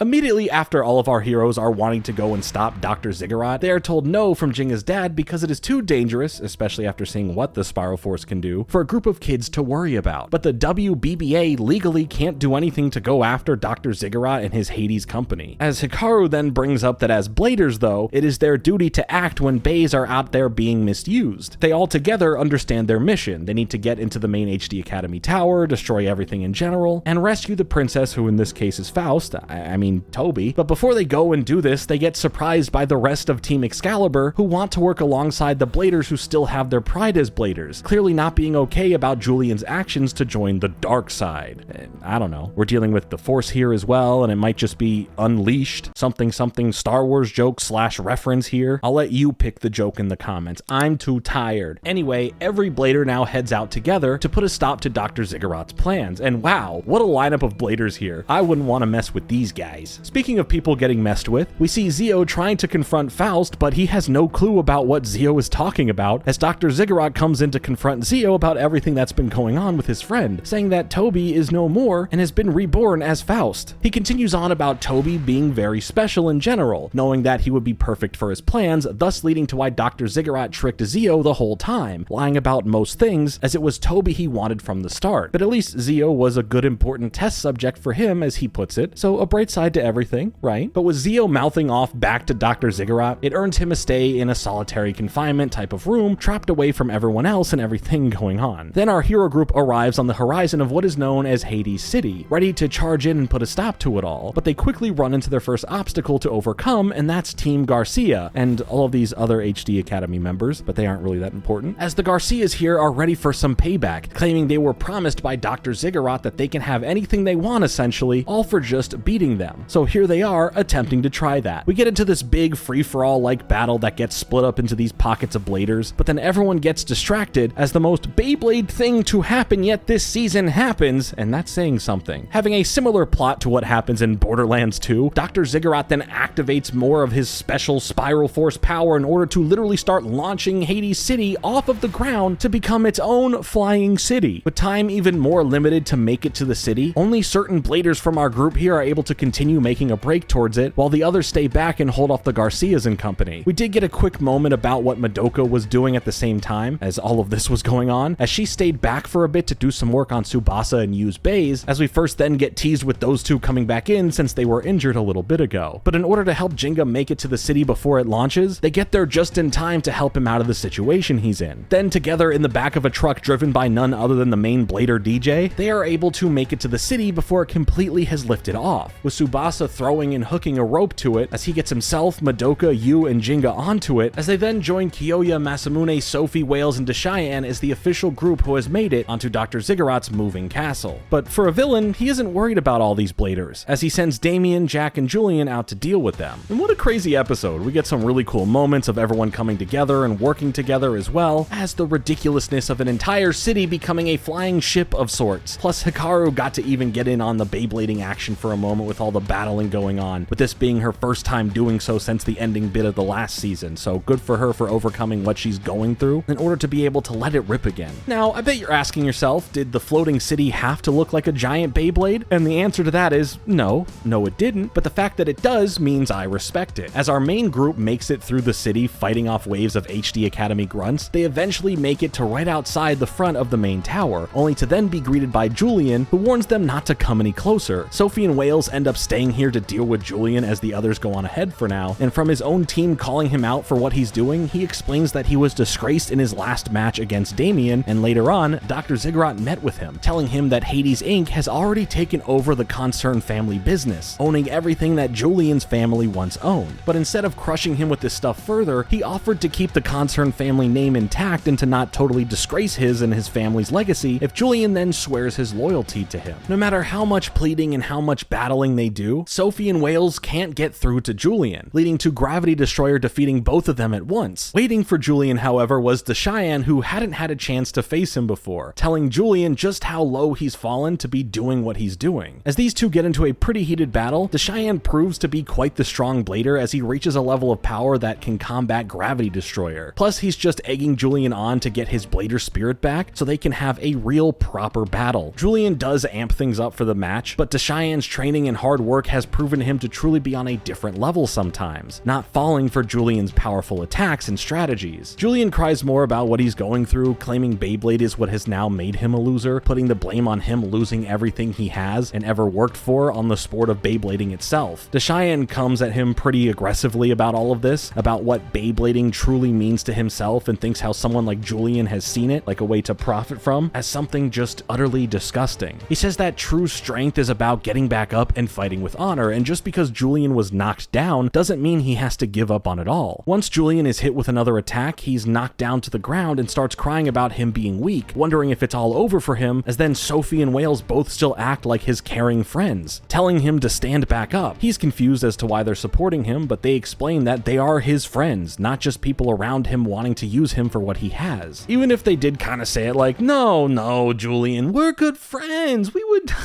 never just want to be around you and your aggressive, snooty attitude just for a chance to leech off of you and your family's wealth. No, of course not. Why would we want any access to the billions that you have? Don't be ridiculous. But yeah, even from that, they still meant what they were saying, and Julian now believes them and believes that he has friends, and he's more fired up than ever, leading to these two really having a match on a level that they both would want. It doesn't need to happen now. I'd assume this would put Julian on the good guy's side, but whatever. Bladers are going to blade, I guess. In the end, Julian ends up losing to Cheyenne, but with his newfound outlook on things, he seems pretty happy about rebuilding himself and working together with his team to truly accomplish things the right way. At the same time as all of that, Madoka helps the rest of them officially break into the building as they continue to rush in. With the whole world watching, Dr. Ziggurat is happy that his plans are working as they start prepping for another demonstration of Spiral Force's power. Meanwhile, our group of heroes are making it through the building as they need to split up at one point, as Jinga, Kiyoya, and Masamune head in one direction with Tsubasa, Madoka, and Yu heading in the other. The latter group end up entering into Jack's chambers as he awakes from his arrangement system pod to greet them all, seemingly being the most excited about seeing Tsubasa. Yu investigates the arrangement pod and ends up getting trapped inside as Jack taunts him about trying some of the arrangement therapy himself, but Yu just wants out. Now Yu is the bargaining chip to have a battle here, with Tsubasa ready to face Jack in order to save him and continue on forward throughout the building. For their arena, we see Tsubasa's biggest nightmare from his childhood return, random arena hazard pillars, from that flashback he had a while ago. And instead of making them all collapse and fall on top of Tsubasa's Earth Eagle, Jack is turning them into sculptures because his quirk is he's artsy and always trying to create a masterpiece. You know how it goes. While Jack gets to ramble on how he's mad that his last masterpiece was ruined in the finals, Tsubasa gets a lot off of his chest, expressing his anger for how it felt to work so hard just to not have the chance to play and be a part of the winning moments for their team. Just later on waking up to hear the news of what happened. It definitely sucks, and I'm glad he at least gets to express his frustration. With this intensity, Tsubasa is able to defeat Jack in the battle, ruining his art and even having all the pillars fall on his befall. How fitting and satisfying, honestly. Oh, and as for Yu, it didn't matter in the end. He didn't need to be rescued. He ended up just breaking out himself thanks to the power of his bay. Jack just cries about the arrangement system being destroyed as our group of heroes here continue on, so there's that. Dr. Ziggurat still isn't too worried that two of his three top dog bladers couldn't hold off the group coming after him, as he has Damien now pumped full of all the data collected from the World Championship matches, claiming him to be the best blader out there now, and that he should be undefeatable in battle. I guess we shall see about that, huh? Jinga, Masamune, and Kiyoya end up getting trapped in a room where, surprise, surprise, Damien shows up and is ready to mess with them. Without time to think, Kiyoya ends up blasting a hole in the wall, telling Jinga and Masamune to continue on, and he'll handle this guy for now, going on to taunt Damien enough to get his focus so that they can get into a battle. And Kiyoya is just really coming through here, and I love to see that. He gets a chance to shine in a battle for a bit since he really hasn't had too many opportunities this season to do so, at least compared to last season. But Damien, of course, is extremely powerful, and he's relying more on his Hades Gate move to try and defeat Kiyoya, bringing him into the same underworld realm that Jinga was in during his battle with Damien. And Kiyoya is really put to the test here, as we see Jinga wishing him the best from afar, counting on him to pull through whatever challenge he's facing and win. It's just nice to see that both of them care about each other and are always thinking about each other and wanting each other to win from a distance. After an intense barrage from Damien's Hades Kerbex, Kiyoya still stands back up, showing he has that dog in him, or should I say cat, or really I should just say the Blader spirit, as the scenery changes to Kiyoya's domain expansion as he comes back harder than ever with that fierce ferocity that only a lion has. This only causes Damien to start going off the rails with power, showing his eyes glowing that slightly evil red, claiming he's supposed to be the chosen one, and he isn't going to sit here and lose to Kiyoya. In the end, they each send in powerful attacks at one another, leading to Kiyoya overpowering Damien and defeating him in the battle, proving that Hades Kerbex isn't unbeatable. Damien collapses, not understanding how this was possible, as Kiyoya tells him that as long as he's on a leash, he'll never get it. And okay, yeah, that one went hard, love that. As for Masamune and Jinga, they have made it to the spiral core, with Dr. Ziggurat now getting worried about what's going on. So he ends up speaking to the world again, saying he's going to make a grander presentation now, flicking through recognizable locations from around the world before landing on a random island, saying that in the blink of an eye, they are going to make this whole island disappear from the face of the earth. Okay, dude, I'm pretty sure this one is big time illegal. Unless you own that island, then it's probably fine. I don't think there's a law about blowing up your own island. With Jinga and Masamune reaching the spiral core, they see the power generating from it all, as well as Toby, or Faust, or whatever, as Masamune tries to speak with him. But this guy has no idea who Toby is, or who Masamune is for that matter, as Dr. Ziggurat comes down to say hi, see how things are going, inform them of the same stuff about Toby that he had told Zio a couple episodes ago, as he gasses up who Faust is, claiming him to really be the strongest blader. Sorry, Damien. Womp womp. As well as calling him the savior of the human race. Toby, or Faust, is connected to Twisted Tempo, being perfectly suited to control this ultimate bay that can apparently spin forever and ever, and as long as it does, then this spiral force will be created and supplied forever because of it. Both Jinga and Masamune claim that no matter what, they are going to stop Twisted Tempo and save Toby, as they take aim and start trying to take down this all-powerful bay. They quickly realize just how powerful this bay is, as no matter what they do, even when working together and combining attacks, they can't really do anything. Dr. Ziggurat explains that Twisted Tempo's fusion wheel is the heaviest one ever created, making it the strongest defense type of Beyblade in history. As time goes on, the spiral force being generated is rapidly growing, as Jinga and Masamune get a front row seat to witness the true hidden power of Twisted Tempo. Dr. Ziggurat goes on about the whole theory of relativity and talking about bending light and space, and beyond that, somewhere in that area, even the flow of time can be stopped. So basically he's saying that this bay is so powerful, it can control space and time. Sound unbelievable? Well, this is Beyblade after all. It shouldn't. You better be worried about it. Faust then uses Twisted Tempo's special move, Spiral Dimension, causing space to be warped around them, bringing Jinga and Masamune into this realm, as Twisted Tempo here has created a full-on black hole that starts trying to suck them and their Beyblades in. Faust explains how he can see and control everything going on, and that Jinga and Masamune's past, present, and future all lay before him in his hands, whatever that could mean. Anyway, the power that Twisted Tempo is generating is starting to go beyond its limits, as we can see Faust getting hurt as the power increases, and if this power keeps going up like this, things could get pretty dangerous. The power of the black hole seems to be too strong, as it brings Jinga and Masamune closer and closer to their demise. Faust bids them a farewell, as he tells them they will disappear into the eternal darkness as we see them get fully pulled in. Dr. Ziggurat is gloating all about it, and claims that he is going to do this for the accolades that will land him in the history books in a more important status than the likes of even Einstein. And now the flying city of Hades is approaching the island, beginning its countdown to blowing it up, as the whole world is watching, but more importantly, Ryuga is watching, claiming that Dr. Ziggurat is from a long line of confused humans who have become obsessed with the power of bays, people who let evil overwhelm them and lose themselves in their greed. As if you weren't mostly what you just described, but I digress. Plus, you do get a pass for being the coolest and most interesting character this season, so whatever, I'll allow it. Ryuga now is going to take things into his own hands, as he claims he's going to settle things once and for all, sending in his Medio El Drago from afar to attack the core, as then the power of the spirit of El Drago burst through right to where the battle in the core was going on, breaking in and out of the realm of darkness that Jinga and Masamune are in, as it continues then throughout the whole middle of the city. From this, Zio's door is opened up for him to escape from for now, as well as for both both Masamune and Jinga, they see a way out of this black hole that they're in, as they then charge their way out of it and are able to destroy the black hole completely. With Twisted Tempo severely weakened with its spinning not as fast, and also being a little wobbly, Jinga and Masamune send in their special attacks together, with Faust sending in what he can with Twisted Tempo, leading to a massive explosion that destroys the arena and surrounding area, and sends Twisted Tempo right into the wall, officially stopping its forever rotation. Faust ends up passing out, with Masamune quickly tending to him in hopes of his friend Toby still being inside of whoever Faust is. The rest of our main group end up finding their way to this room as well, as Dr. Ziggurat is in disbelief that all these kids just stopped his life's work. When Faust starts coming to, he still doesn't know what Masamune is talking about, claiming he isn't Toby and doesn't know who he is, but all he does know is his Twisted Tempo Bay, and like a robot starts looking for it and wanting to make it spin again. But who can care about any of that right now when this whole freaking place is going to explode in like 20 minutes apparently from all that just happened, as it's now losing altitude and heading for a splashdown crash in the ocean, and it all just sounds unpleasant.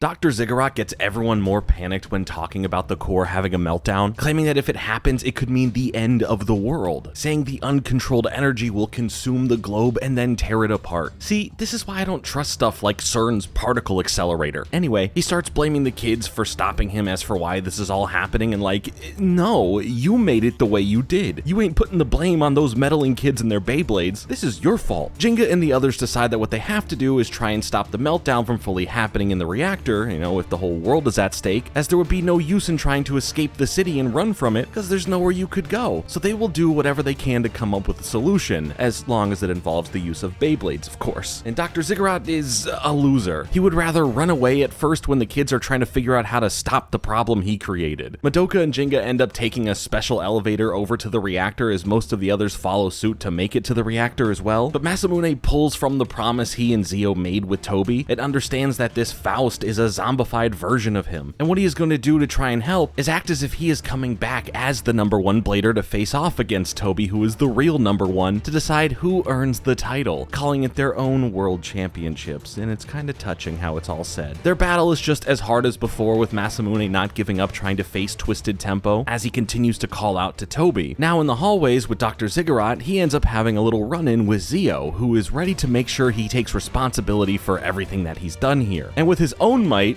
maybe, Zio is able to instantly best him in a battle, sending him flying back down the stairs as Zio continues on to find Toby. With the flying city now floating atop the water, things are still heating up in the reactor, with Jinga and Madoka reaching it, as he needs to apparently go beyond any power he's used before in order to have a chance at cooling it all down. But in knowing that he must push beyond even the power he had with his match with Damien, he's not scared. He's ready to do what he can within the last 5 minutes remaining before it all blows up. It all comes down to the belief in himself and the belief he has in Pegasus. Back with Masamune and Faust, Masamune goes on about never giving up and saying that Toby taught him that hard work is something that will never let you down. He says that he always rushes forward without thinking to the future, what the consequences of certain actions may be, but because he believed in the words Toby told him, he was able to become the world champion that he is now. Masamune gets to have his big moment here where he's going through everything he's accomplished since his promise, the bladers he met and faced along the way, all the training and teamwork he had to do, with him coming back to the point from earlier on in the series about Beyblading being a way for bladers to communicate with one another. Zio, of course, walks in at the right time to hear all of this being said, and that's convenient and just saves us all time. But when Faust isn't listening and ends up trying to use his ultimate black hole attack once more, Zio jumps into the battle alongside Masamune to help their friend. As they are in the space realm now, Zio tries explaining that everything Dr. Ziggurat was doing was wrong, and he's just full of lies. Yeah, no duh. They try to get through to Faust even more, eventually changing the scenery and bringing us back to the memory of when Masamune first came to the dungeon gym and became friends with them. This seems to start working on reaching that inner Toby inside of Faust, as Masamune apologizes to them both, telling Toby that he's sorry for the painful memories, and telling Zio that he's sorry if he's only ever thought about himself. It's a big touching moment for all of them, well, at least for two of them. Not sure how Faust is doing over there just yet. But when Masamune and Zio work things out and both want to start things over and become the team they were originally, as they were all shooting to be #1, Faust hesitantly joins in, and from there, the power of friendship, or something, saves the day, with Faust passing out, but Toby being the one to wake back up in a confused state. As for Jinga, his Pegasus Bay is doing all it can to suck in the Spiral Force energy, but in doing so is taking a massive toll damage-wise. With 30 seconds before meltdown, Ryuga shows up out of nowhere again, using his El Drago to slow the reactor's rotation, allowing Pegasus to suck in the energy a whole lot easier. Madoka understands that if Twisted Tempo's power in the first place was built on the data of both Pegasus and El Drago, then the two of them coming together should have the potential to overcome it, maybe. But from working together, Jinga is able to then have Pegasus collect all of the Spiral Force before the meltdown, flying far into space with it and letting it explode, resulting in what looks like a massive new sun in the sky, showing just how deadly of an explosion it really would have been. Then Kiyoya, Tsubasa, and you finally get to the reactor area that Jinga was at.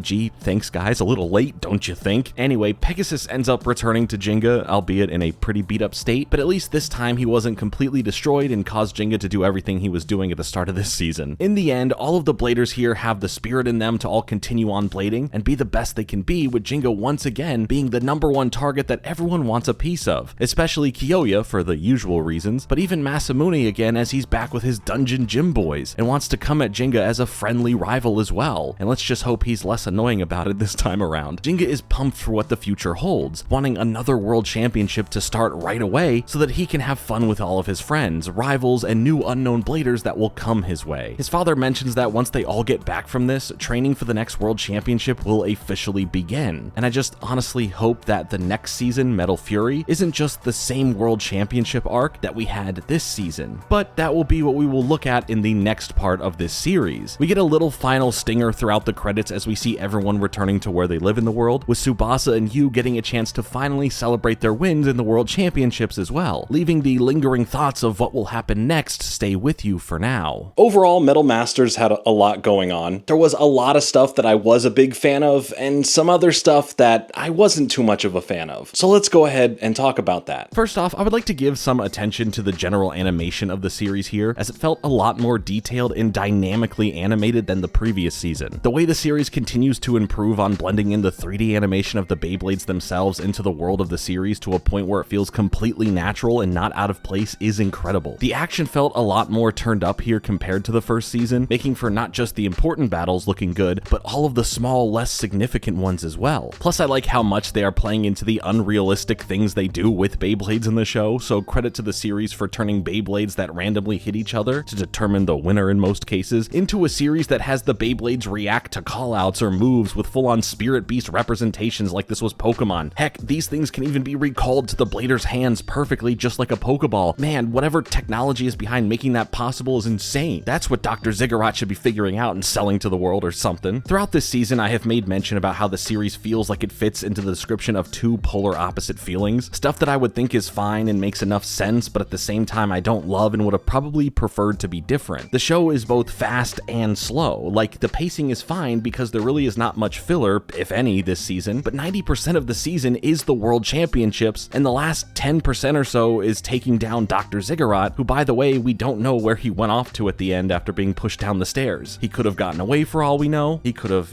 died. But to my point, there is no filler. Not really. We have a very straightforward path for the season with little room for deviation. Most things that get introduced as a minor plot point or something to overcome usually are resolved or taken care of within the same episode or two, rather than being dragged out. The breakneck speed, especially at the beginning of the season, makes it feel so much more packed with stuff going on. Even more so when you have a character like Masamune come around who, sure, gets more involved directly in the plots of things going on in the back half, but really did make things feel like both a retread and a copy of what we have for the series. Thanks to Masamune, he really becomes a Jinga 2.0, having the same drive, the same overexcitement in his voice, that competitive nature, the good-spirited nature, the same massive appetite for food. The list can continue to go on, and those were all the things that didn't even mention truly Beyblading at all yet. Because of this, it feels like we have to go through the same things these characters are learning twice, and on top of that, having Masamune repeat the growth that Jinga had in the first season, but then also made Jinga basically have to repeat the stuff he already has learned before. So if anything, the start with Masamune and what it did for his character and by happenstance Jinga's wasn't the greatest, and I found the character more harmful than helpful for the show. Luckily, Masamune does become a better and more fleshed out character by the end of the season, with the show tying his story in really well to the big ending bit of the season. season. It just sucks that in the character growth department, it was truly lacking here for a lot of the main cast. We do get some nice instances and some interpersonal moments, sure, but for a character like Jinga, I don't want to see him regress. I don't want to see him relearning the same things over again. I want him to be able to handle a situation with the knowledge he's already acquired, not throw it all away for him just to overcome the same challenges just with a new coat of paint. At least in general, the back half of the season I feel is a lot more fun and helps build out the larger narrative with really exciting characters and intense battles that take place all over the world. I love that Beyblade has such a great focus on representation from around the world as well, building in lore about the Bladers who are from these different countries and developing who they are, bits about their background and showing off where they are from. While it may seem that there are like a million characters now after seeing every team in the World Championships, it never felt overwhelming, and we got just the right amount of time with each of them to get their importance to the overall story, or if they didn't have as large of a presence, just their own bit of the plot for their time on screen. I do think having some main characters sidelined this season was a bit of a bummer. Like having Kenta not around for the majority of it all wasn't a great decision in my opinion. He should have still been palling around with the gang, even if he didn't make the team. And the same can kind of go for Benkei as well, but for some other characters, they got some really good focus this season. Like Madoka for sure got a way bigger spotlight as the group's mechanic, coming in at most points to give us the exposition on other Bladers and their tactics, repairing Gang Galaxy's bays after every fight they had, and being the voice of common sense a majority of the time. We get to see her deep dive, analyze, and come up with good strategies with her trusty but never dusty laptop with information that clearly was so good that others wanted to steal it. Ryuga was a character that got a new spotlight put onto them, as they are now this distinct anti-hero type of person that has this anger and rage still baked into their DNA, but is now this all-powerful Blader with one of, if not the most powerful Bay that's out there. It can't be Twisted Tempo, that was defeated. It can't be Gravity Destroyer, that was defeated. And honestly, I don't think it's Pegasus, at least not yet of course, ask me again at the end of the next season and we'll see. But just everything about Ryuga really made him the most interesting character to follow when he pops up. He was willing to help Tsubasa with the darkness, he was willing to help Jinga out not only in the finals but also in saving the day. Everything about him at this point and how he overcame the darkness is interesting, and I am hopeful to see more of him in the next season. I do think that some things overall should have been different with some characters and how the series handled them. We should have had this continuing buildup of Julian being the big bad Blader Jinga was going to have to face in the final match, instead of it being focused on bringing in Team Starbreaker, which I'll get to in a second. We spent a good amount of time seeing who Julian is, how powerful he can be, and his true mindset about Beyblading in general. And sure, while we do get a wrapping up of his main arc before the end of it all, and I still enjoyed how it was done, I felt that the series built him up to be way more important, especially through the left rotation stuff with Ryuga, to then just have it not feel as important and no longer the reason for why Julian is around in general. I would have loved to have been reshaped with Ryuga having to deal with Julian in the tournament rather than him coming in to deal with Jack, but that's just me. Speaking of Jack, both him and Damien don't feel like as menacing of threats like they are told and briefly then shown to be, as they just get introduced near the end and are a part of the overall Dr. Ziggurat plot. So while it is all important stuff to the story, it still feels like I am being told that I have to care rather than giving me better reasons to actually care. It's kind of like Death Note in some ways. After L, I don't really care as much about the chocolate addiction guy and the smaller white-haired L here, you know? I just feel that there should have been more weight for the viewer's experience put on Team Starbreaker outside of the connections to Masamune's story. And even beyond this, going along with how the story unfolded, I honestly think that the season should have ended after episode 44, right after Jingo winning the whole World Championships, because of how the episode ended with the tease of Dr. Ziggurat doing what he was doing to Toby, and it would have been a great cliffhanger to have before getting into the third season of the show, and then they could have carried that plot line over there. Especially for what was left in the story after this point, it just feels like it would have been more satisfying being fleshed out for another season, rather than tucked in at the end of this season. I do think that this second season of the Metal Saga was overall a fun time with some intense battles and some really cool characters, and that being said, I just wish it felt a little more fresh with the ideas it brought to the table. A lot of it all feels recycled from the previous season and from the original generation before it. I get that there is going to be some form of overlap between concepts and plot points, but when it feels too similar to what we've already seen, it becomes way less exciting to sit through. What is exciting to sit through though is the randomness of how these official tournament battles are actually structured, and by that I mean their lack of structure. There really is no rhyme or reason behind battles getting turned into double battles, a cage match, a hazardous arena match, a free-for-all battle, etc. At any moment, a character can call out that they want to do this match differently, and if the other team agrees to that, then they do it. It's definitely fun done to make the battle way more exciting and at least different from what we've seen, but it just feels like an unfair tactic that often leads to the other team getting an unfair advantage or straight up just cheating. And like the only time we've seen things called out for a disqualification here was when Sophie and Wales jumped in to protect Julian. Most every other time, the cheating was allowed to happen and we just had to see how our main characters would deal with overcoming it all. I have had a blast taking a proper look into the second season of Beyblade's Metal Saga here with Metal Masters. While it has plenty that I consider as improvements upon its first season, there were also plenty of points that make this season not feel as good as it could have been, but here's hoping for a solid third season when we come back and take a look at Metal Fury. Were you a fan of what this season offered? Did it improve upon the last season or did it disappoint? Who was your favorite character this season and why was it Ryuga? Let me know all your thoughts on Beyblade Metal Masters down below in the comments. Also make sure to go check out and follow me on Spotify for audio-only versions of these videos when you're on the go. Thank you so much for watching. Before you go, make sure to leave a like on this video and to subscribe for more videos like this coming soon. But until then,